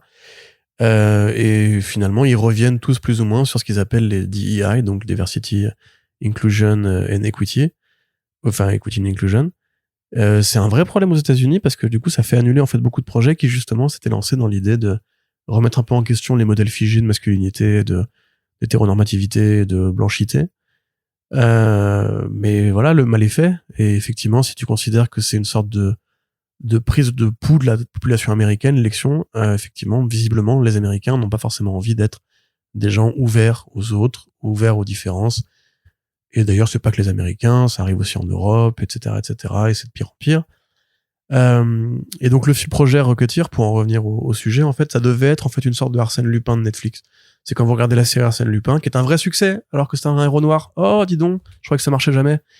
Pardon. C'est donc Omar Sy qui joue en fait un personnage qui s'inspire d'Arsène Lupin, donc c'est pas un grand remplacement, c'est juste une réinvention, une continuation, comme il y avait la fille de D'Artagnan à une époque. Et en fait, la série, c'est un vrai succès pour Netflix. Et a priori, du coup, David Oyelowo, je vais pas réussir à prononcer son nom, je suis désolé. Oyelowo, c'est ça? Je vais te Merci dire Arnaud pour cette aide précieuse. Tout de suite. Il avait proposé en fait de produire et d'incarner justement une version de Rocketeer qui pareillement en fait s'inspirerait des histoires de Cliff Secord. Oyelowo, ouais. Voilà. S'inspirerait des histoires de Cliff Secord pour en fait incarner une nouvelle version du Rocketeer ouais. Après les années 30, parce que les aventures de Rocketeer se passent à cette période. Ouais, c'est une sorte de soft reboot, quoi, en fait. Qui était un vétéran de l'USFR, c'est tout. Moi, je vais le dire très clairement, c'est pas un truc qui m'intéresse. Moi, le Rocketeer, j'aime celui de Dave Stevens, de la période pulp, de justement cette espèce d'imaginaire un peu tarte aux pommes, les prés qui chantent, l'Amérique rurale, les avions, les barnstormers. Celle dont t'es nostalgique, quoi, en fait. Évidemment, comme les mecs que tu as bien connu, quoi. Pareil, les pin-up, Betty Page et compagnie. Enfin, c'est quand même un univers en soi, tu vois, le Rocketeer. C'est une DA. Voilà. Et donc, moi, l'intérêt, c'est comme si tu me disais, chercher vite un exemple qui pourrait être parlant. C'est comme si tu me disais, tu vois, tu fais le Green Hornet, mais tu le fais dans le présent. Tu dis, bah non, Green Hornet, justement, c'est l'époque de la presse, c'est l'époque des chapeaux feutres, des par-dessus, des mitrailleuses Thompson, tu vois, il y a un côté un peu cool, tu vois, de ce côté rétro. Donc, moi, le projet, il m'intéressait pas. Mais de fait, ça fait quand même 12 ans enfin même, non, attends, on est en 2025, ça fait 13 ans qu'ils veulent relancer le Rocketeer. À l'époque, c'était James Wan qui proposait l'idée. Il y a d'autres gens qui sont passés dessus. C'est un peu comme The Crow, tu vois. C'est ce genre de franchise maudite où les mecs se disent, c'est vrai que ça a du potentiel, mais comment bien le faire? Et du coup, à chaque fois, ils cherchent des idées qui sont souvent bonnes, hein. Mais il y a un manque de confiance, il y a un refus d'obstacle. Rappelez-vous, peut-être le film de Joe Johnston, si vous l'avez pas vu. Très bon film. Très bon film. Si vous aimez Indiana Jones. Est-ce qu'il est sur Disney+? Il est sur Disney+. Okay. Si vous aimez Indiana Jones et Jennifer Connelly. Et c'est très important de souligner que Jennifer Connelly est dans ce film et qu'elle est absolument magnifique. Et Timothy Dalton, pardon. Qui jouait le James Bond et aussi le mec de Hot Fuzz. Qui joue dedans. C'est une réinvention du Rocketeer, c'est pas une vraie adaptation, mais qui était géniale. Et à l'époque, il voulait en faire une trilogie. Malheureusement, il n'a pas aussi bien fonctionné que prévu. Donc, en fait, ça fait littéralement depuis 1991 que se pose la question d'un nouveau film Rocketeer et qu'ils ont jamais réussi à bien l'architecturer. Donc là, en grosso modo, si l'idée de cet acteur aurait pu permettre de débloquer la situation, au moins la marque aurait pu continuer à exister, alors que là, quand même, enfin, maintenant qu'ils ont abandonné ce projet, tu peux te dire, mais qu'est-ce qu'ils vont faire du Rocketeer? Le dessin animé à la con, là, sur Disney+, ou c'est une gamine qui a un jetpack? Mais pitié, ça a rien à voir, en fait. Donc voilà, moi, à défaut d'autre chose, j'aurais au moins pris ça pour l'idée que le personnage pourrait rester entier, tu vois, comme des fois t'es prêt à accepter justement un mauvais film Hellboy en te disant que au moins ça va permettre que le personnage continue d'exister pour le grand public, ce qui est déjà pas mal. Mais du coup non, ça n'aura pas lieu parce que effectivement, selon lui, parce que c'est qu'une explication, hein. Moi je vous dis avec mes relents gauchistes que c'est la faute au racisme et compagnie. De fait aussi, il y a eu beaucoup moins de production de films originaux pour Disney+ depuis la fameuse crise qui a mis à mort justement en fait cette logique de faire des films pour attirer des abonnés, pour alimenter des abonnés. Bob Iger en parlait justement du côté. C'est pour ça qu'ils veulent moins se concentrer sur les séries télé. Quand ils ont lancé Disney+, il fallait produire pour attirer le chaland, pour rattraper Netflix le plus vite possible. Et ils ont produit à perte. C'est pour ça que Bob Chapek a été viré. Aujourd'hui, c'est une autre logique. Maintenant, s'ils font un film, il vaut mieux qu'il aille au cinéma et que finalement ensuite après il aille en VOD. Comme ça, t'as 2 circuits d'exploitation et tu peux avoir plus de chances de te rembourser. Sur le site, il y a un article, par exemple, pour vous donner une idée, sur l'argent réel qu'a rapporté Deadpool et Wolverine. Et Deadline a eu accès à tous les chiffres, y compris ceux de la VOD en achat et ceux de la VOD en streaming. Alors, on sait pas comment est-ce qu'ils calculent la VOD en streaming, puisque de fait, c'est plutôt un film Disney+, donc comment tu calcules la rentabilité. Mais déjà, on voit en fait que les achats de VOD, ça compte comme une part importante, tu vois. Donc aujourd'hui, ils sont plus dans cette logique-là. Parce que si tu fais un film directement pour le streaming, il est que pour tes abonnés. Donc il n'y a pas en fait de moyen de récupérer plus d'argent. Tu sais, comme ils avaient essayé avec Mulan à une époque de faire payer une surtaxe de $30, je crois. Ouais. Et ça leur avait valu une volée de bois vert. Donc là, aujourd'hui, évidemment, on peut se dire, oui, mais faire un film Rocketeer, personnage que tout le monde ne connaît pas, le film de l'époque, c'est quand même un flop, même s'il a été vu par beaucoup de gens en VHS et en DVD, ça reste une marque petite. Est-ce que c'était intéressant de faire ce produit-là dans cette modalité-là? Probablement que non. Et de fait, effectivement, il y a aussi un recul de Disney par rapport à ce côté inclusif. C'est comme quand Bob Iger te dit on va arrêter de faire des films Pixar qui parlent de diversité parce que les gens s'en battent les couilles, on va revenir à Frozen, on va revenir à Toy Story, etc., etc. Et au final, ça marche pas beaucoup mieux. Hein. Enfin, Frozen marche très bien, mais je veux dire, le Buzz Lightyear, pas spécialement, tu vois. Donc bref, à mon avis, c'est multifactoriel, mais c'est vrai que moi, c'est comme, je crois qu'il y a une époque où Sharty avait été annoncé avec Pulido sur un comics Rocketeer. Ah oui, que mais j'aurais adoré lire. Ouais, et qui ne s'est jamais fait, ouais. J'ai l'impression qu'il y a une sorte de blocage. Je sais pas si Disney sait vraiment ce qu'ils veulent faire, du Rocketeer. Alors que franchement, je pense que c'est peut-être le truc le plus facile à faire et le plus facile à vendre à n'importe qui. Vieux, jeune, enfin, c'est un mec qui vole avec un jetpack. Il combat des nazis. Alors peut-être que c'est devenu polémique aujourd'hui, je ne sais pas. Et il a une meuf qui est canon et qui fait des photos à poil. Enfin, je veux dire, c'est universel. C'était pas universel, mais c'est facile. Enfin, quand tu vois comment Disney a galéré pour faire Indiana Jones 5, d'une médiocrité malheureusement, alors que Phoebe Waller-Bridge est génial dedans, il arrive à être pire que le 4, c'est quand même une petite performance. Tu veux faire relancer le côté des films à la Indiana Jones, mais tu fais Rocketeer. C'est facile. Donc voilà, moi je suis un peu chagriné, surtout qu'en plus on a prouvé en comics qu'on pouvait faire du Rocketeer sans Dave Stevens et que ça marchait très bien. Le Mark Waid de Chris Samney est très bien. Il y a des dinosaures dedans. Allez l'acheter, ça a été réédité récemment chez Delcourt. Ça va l'être. Du coup, bref, fin de ce monologue très très long, je suis désolé, mais enfin, grosso modo, oui, je suis triste parce que ça veut dire pas de Rocketeer dans les médias et que ça va encore mettre des bâtons dans les roues aux équipes suivantes. En même temps, j'ai pas forcément envie de voir ce film-là. Et en même temps, de fait, moi, je préfère de toute façon lire les comics Rocketeer. Donc, mais quand même, franchement, matez le film avec Johnston. Peut-être que je m'emballe un peu en disant qu'il est vraiment très bien. J'étais petit quand je l'ai vu. Mais dites-moi si c'est compliqué à refaire aujourd'hui. Je pense pas. Très franchement, en plus, on est vachement dans cette époque nostalgie de l'époque Spielberg, etc. C'est vraiment ça qu'il faut faire. C'est pas compliqué. Genre, s'ils font encore des films Jurassic World. Et le trailer qui est tombé d'ailleurs, qui montre tout le film. Ouais. Ils reviennent sur une île alors qu'ils avaient dit non, on viendra plus sur les îles, etc. Donc ils sont eux-mêmes nostalgiques le Hollywood est nostalgique de cette période où justement le cinéma était plus simple, il n'y avait pas des grands plans de conquête, d'univers partagé, etc., etc. Arrête-moi quand tu veux, Arnaud, je parle pendant très longtemps, là. Non, mais moi, ça m'intéresse ce que t'avais à dire là-dessus, quoi. Et d'ailleurs, elle a l'air de s'en battre les couilles. Scarlett Johansson, dans le trailer, elle est éteinte. C'est une dinguerie. Tu l'as vu, le trailer ? Non, faut que je le regarde, parce que j'ai essayé de regarder l'autre soir, le dernier, la Dominion, que j'avais jamais vu. Non. T'as fait ça? Non, mais attends, au bout de 20 minutes, j'ai arrêté. J'en pouvais plus. J'ai accéléré, j'ai regardé. Ah oui, mais en fait, okay, c'est ça l'intrigue. J'ai fait, vas-y, mais il y a même pas de dinosaures là-dedans, en plus, en vrai. Et du coup, j'ai fait, non, il y a pas, j'ai maté Anora, qui était vachement bien, du coup. Ah bah voilà. Très bon film. T'as aimé Anora? Ouais. Je suis étonné. Bah, c'est curieux. Je suis surpris. Mais c'est pas, les bras m'en tombent. C'est pas la première partie qui m'a le plus plu, finalement, tu vois. La fin, incroyable. Ouais, ben, non, mais le côté à partir du moment où le pasteur arrive avec ses hommes de main et ça devient une sorte de comédie bizarre quand enfin ça et c'est là surtout où Mickey Madison se révèle noir en plus, hein. Ouais, ça, mais c'est là où Madison se révèle aussi en actrice incroyable, quoi, parce que autant au début les gens ils se moquaient d'elle en disant ah, regardez, elle a eu l'Oscar alors que tout ce qu'elle fait c'est montrer ses fesses, quoi.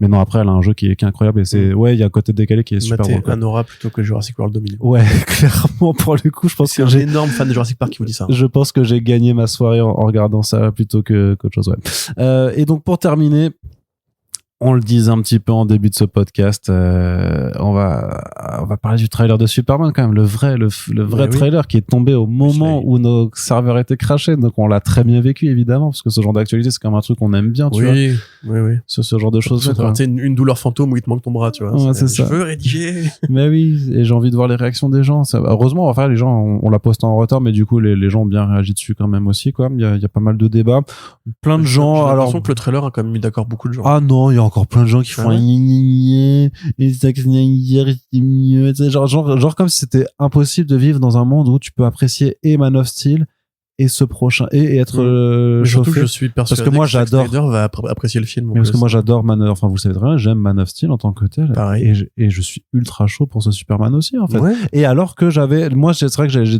encore quelques doutes, mais les doutes que j'avais sur le premier teaser trailer se sont plutôt envolés, j'ai envie de dire. Up and away, si je me permettrais même de le dire comme Eyes ça. Up Here.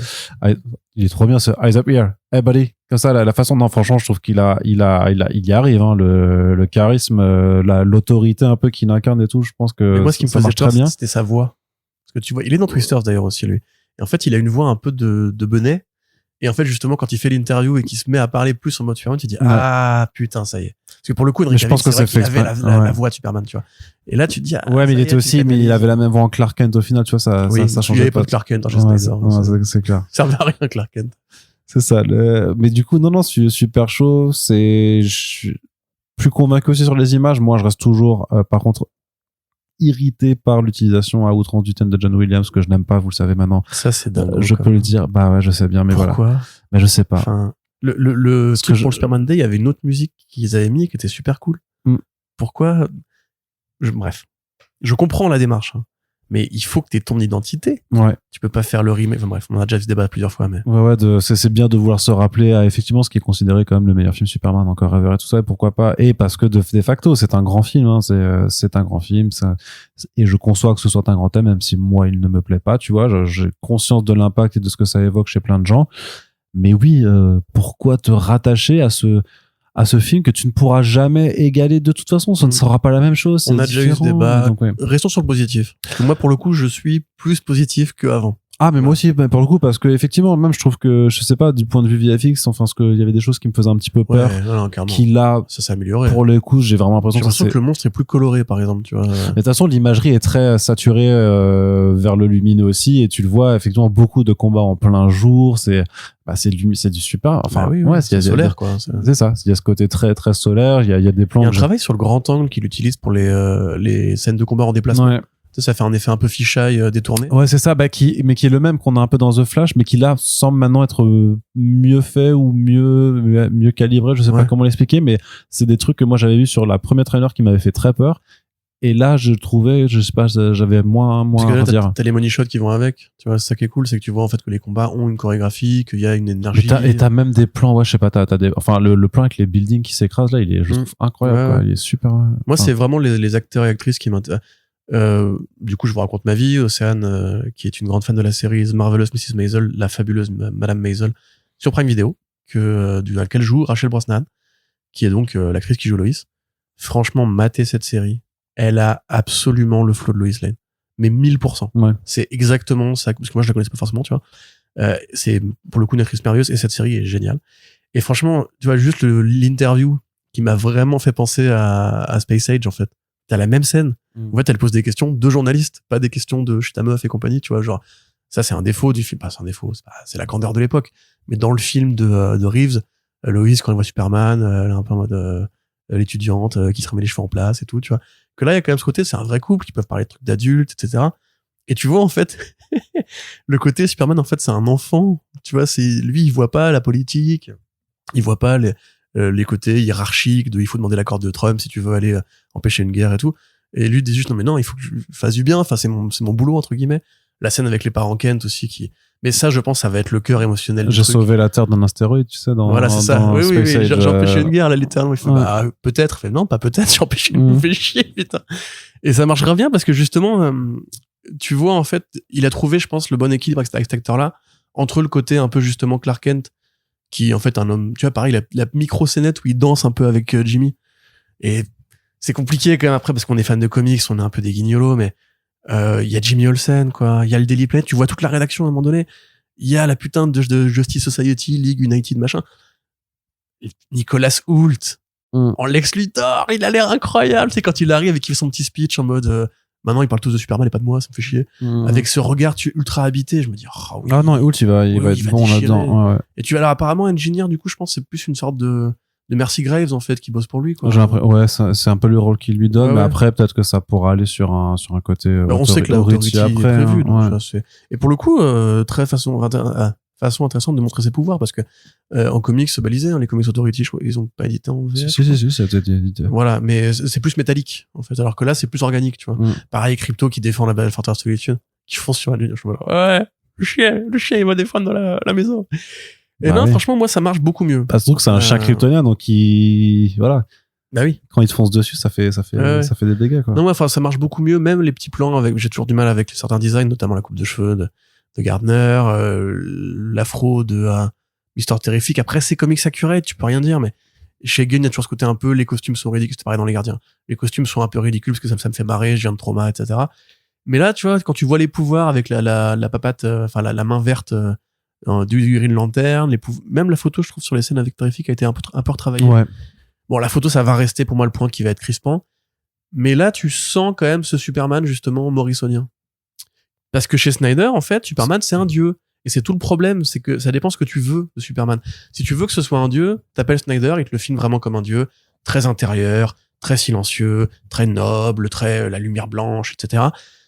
Si tu veux un Superman humain, et c'est ce que veut James Gunn, c'est plus ça qu'il faut faire, en fait. Que justement, il pue pas forcément le charisme à 1000%, tu vois. D'un côté, Superman, bah c'est Superman, en fait. Ça, c'est un bonhomme. La couverture de Frank Quitely, qui est un truc très connu, tu sais, où juste il est assis avec en plus, Quitely le fait toujours un peu bouffi, Superman. Là, tu vois exactement ce personnage-là qui sort de la case. C'est quand il est assis, il se relève, il s'énerve, tu vois, tu sais, il a une mâchoire carrée, un peu plus joufflue et tout. Ça marche super bien, quoi. Et vraiment, moi, Nicolas Hoult, mais quel acteur exceptionnel, franchement, ce mec-là, quand même, on n'oubliera pas, tu vois. Et du coup, ouais, au niveau des combats, pareil, ça te vend enfin un peu les bonnes toutounes et tout, parce qu'avant, t'avais vraiment que le monstre. Là, tu vois le combat dans le stade, etc. Ouais. Qui fait très américain, en plus. Et Loïs, enfin, bref. Non, moi, là, ça y est, je commence un peu à monter dans le train. Il est acquis. Il est complètement acquis. Il est pas totalement acquis. Pareil, tu vois aussi. Il est acquis, il est Yankee. Tu vois, en fait, que Métamorpho, il est dans une sorte de prison de surhomme que, a priori, Luthor a monté. Oui, il est juste à côté, ouais, parce qu'il est dans la même, ouais. Donc, c'est peut-être comme ça qu'il va, justement, se démerder pour introduire beaucoup de figures, en fait, secondaires. Ouais. En disant, voilà, c'est pas un hasard s'ils ont jamais arrivé jusqu'ici et tout. Non, on est bien. Très bien. Après, il y a un directeur photo peut-être un peu plus talentueux pour les prochains films, mais... faudra voir après, parce que ça pourra donner toute une personnalité aussi au film. Donc, faudra voir comment ça rend, comment c'est utilisé. Est-ce que ça dessert ou pas, quoi. Tu sais que c'est gavé d'easter egg, en plus. Genre, j'ai lu un article là-dessus où, dans la chambre, tu sais, à la fin, quand le toutou il dort sur lui, t'as un poster, de l'équipe de football américain de Smallville, qui est un truc qui vient vraiment des comics. Enfin, il y a que des petites références comme ça un peu partout, qui ont, ouais, c'est le bon film de nerd qu'on attendait, avec des couleurs. Et Superman qui dit Miss Lane. Bah oui. Très bien. Bon, en tout cas, on aura hâte de découvrir ça cet été au cinéma. Ça va être un bel été, je l'espère. Avec ce film, Corentin, je suis très chaud. Et les FF, non, mais l'été des super-héros, à n'en pas douter. On espère en tout cas que ça vous a plu. N'hésitez pas à réagir à l'émission, que ce soit sur nos réseaux sociaux, sur notre site, sur Spotify, YouTube ou sur notre Discord. Vous pouvez également nous soutenir en partageant le podcast un petit peu partout, en parler autour de vous pour le faire découvrir. Et n'hésitez pas également à rejoindre la First Print Army sur notre Tipeee. Merci à toutes et tous de nous avoir écoutés et on se dit à très bientôt pour la suite de nos émissions. Ciao. Salut.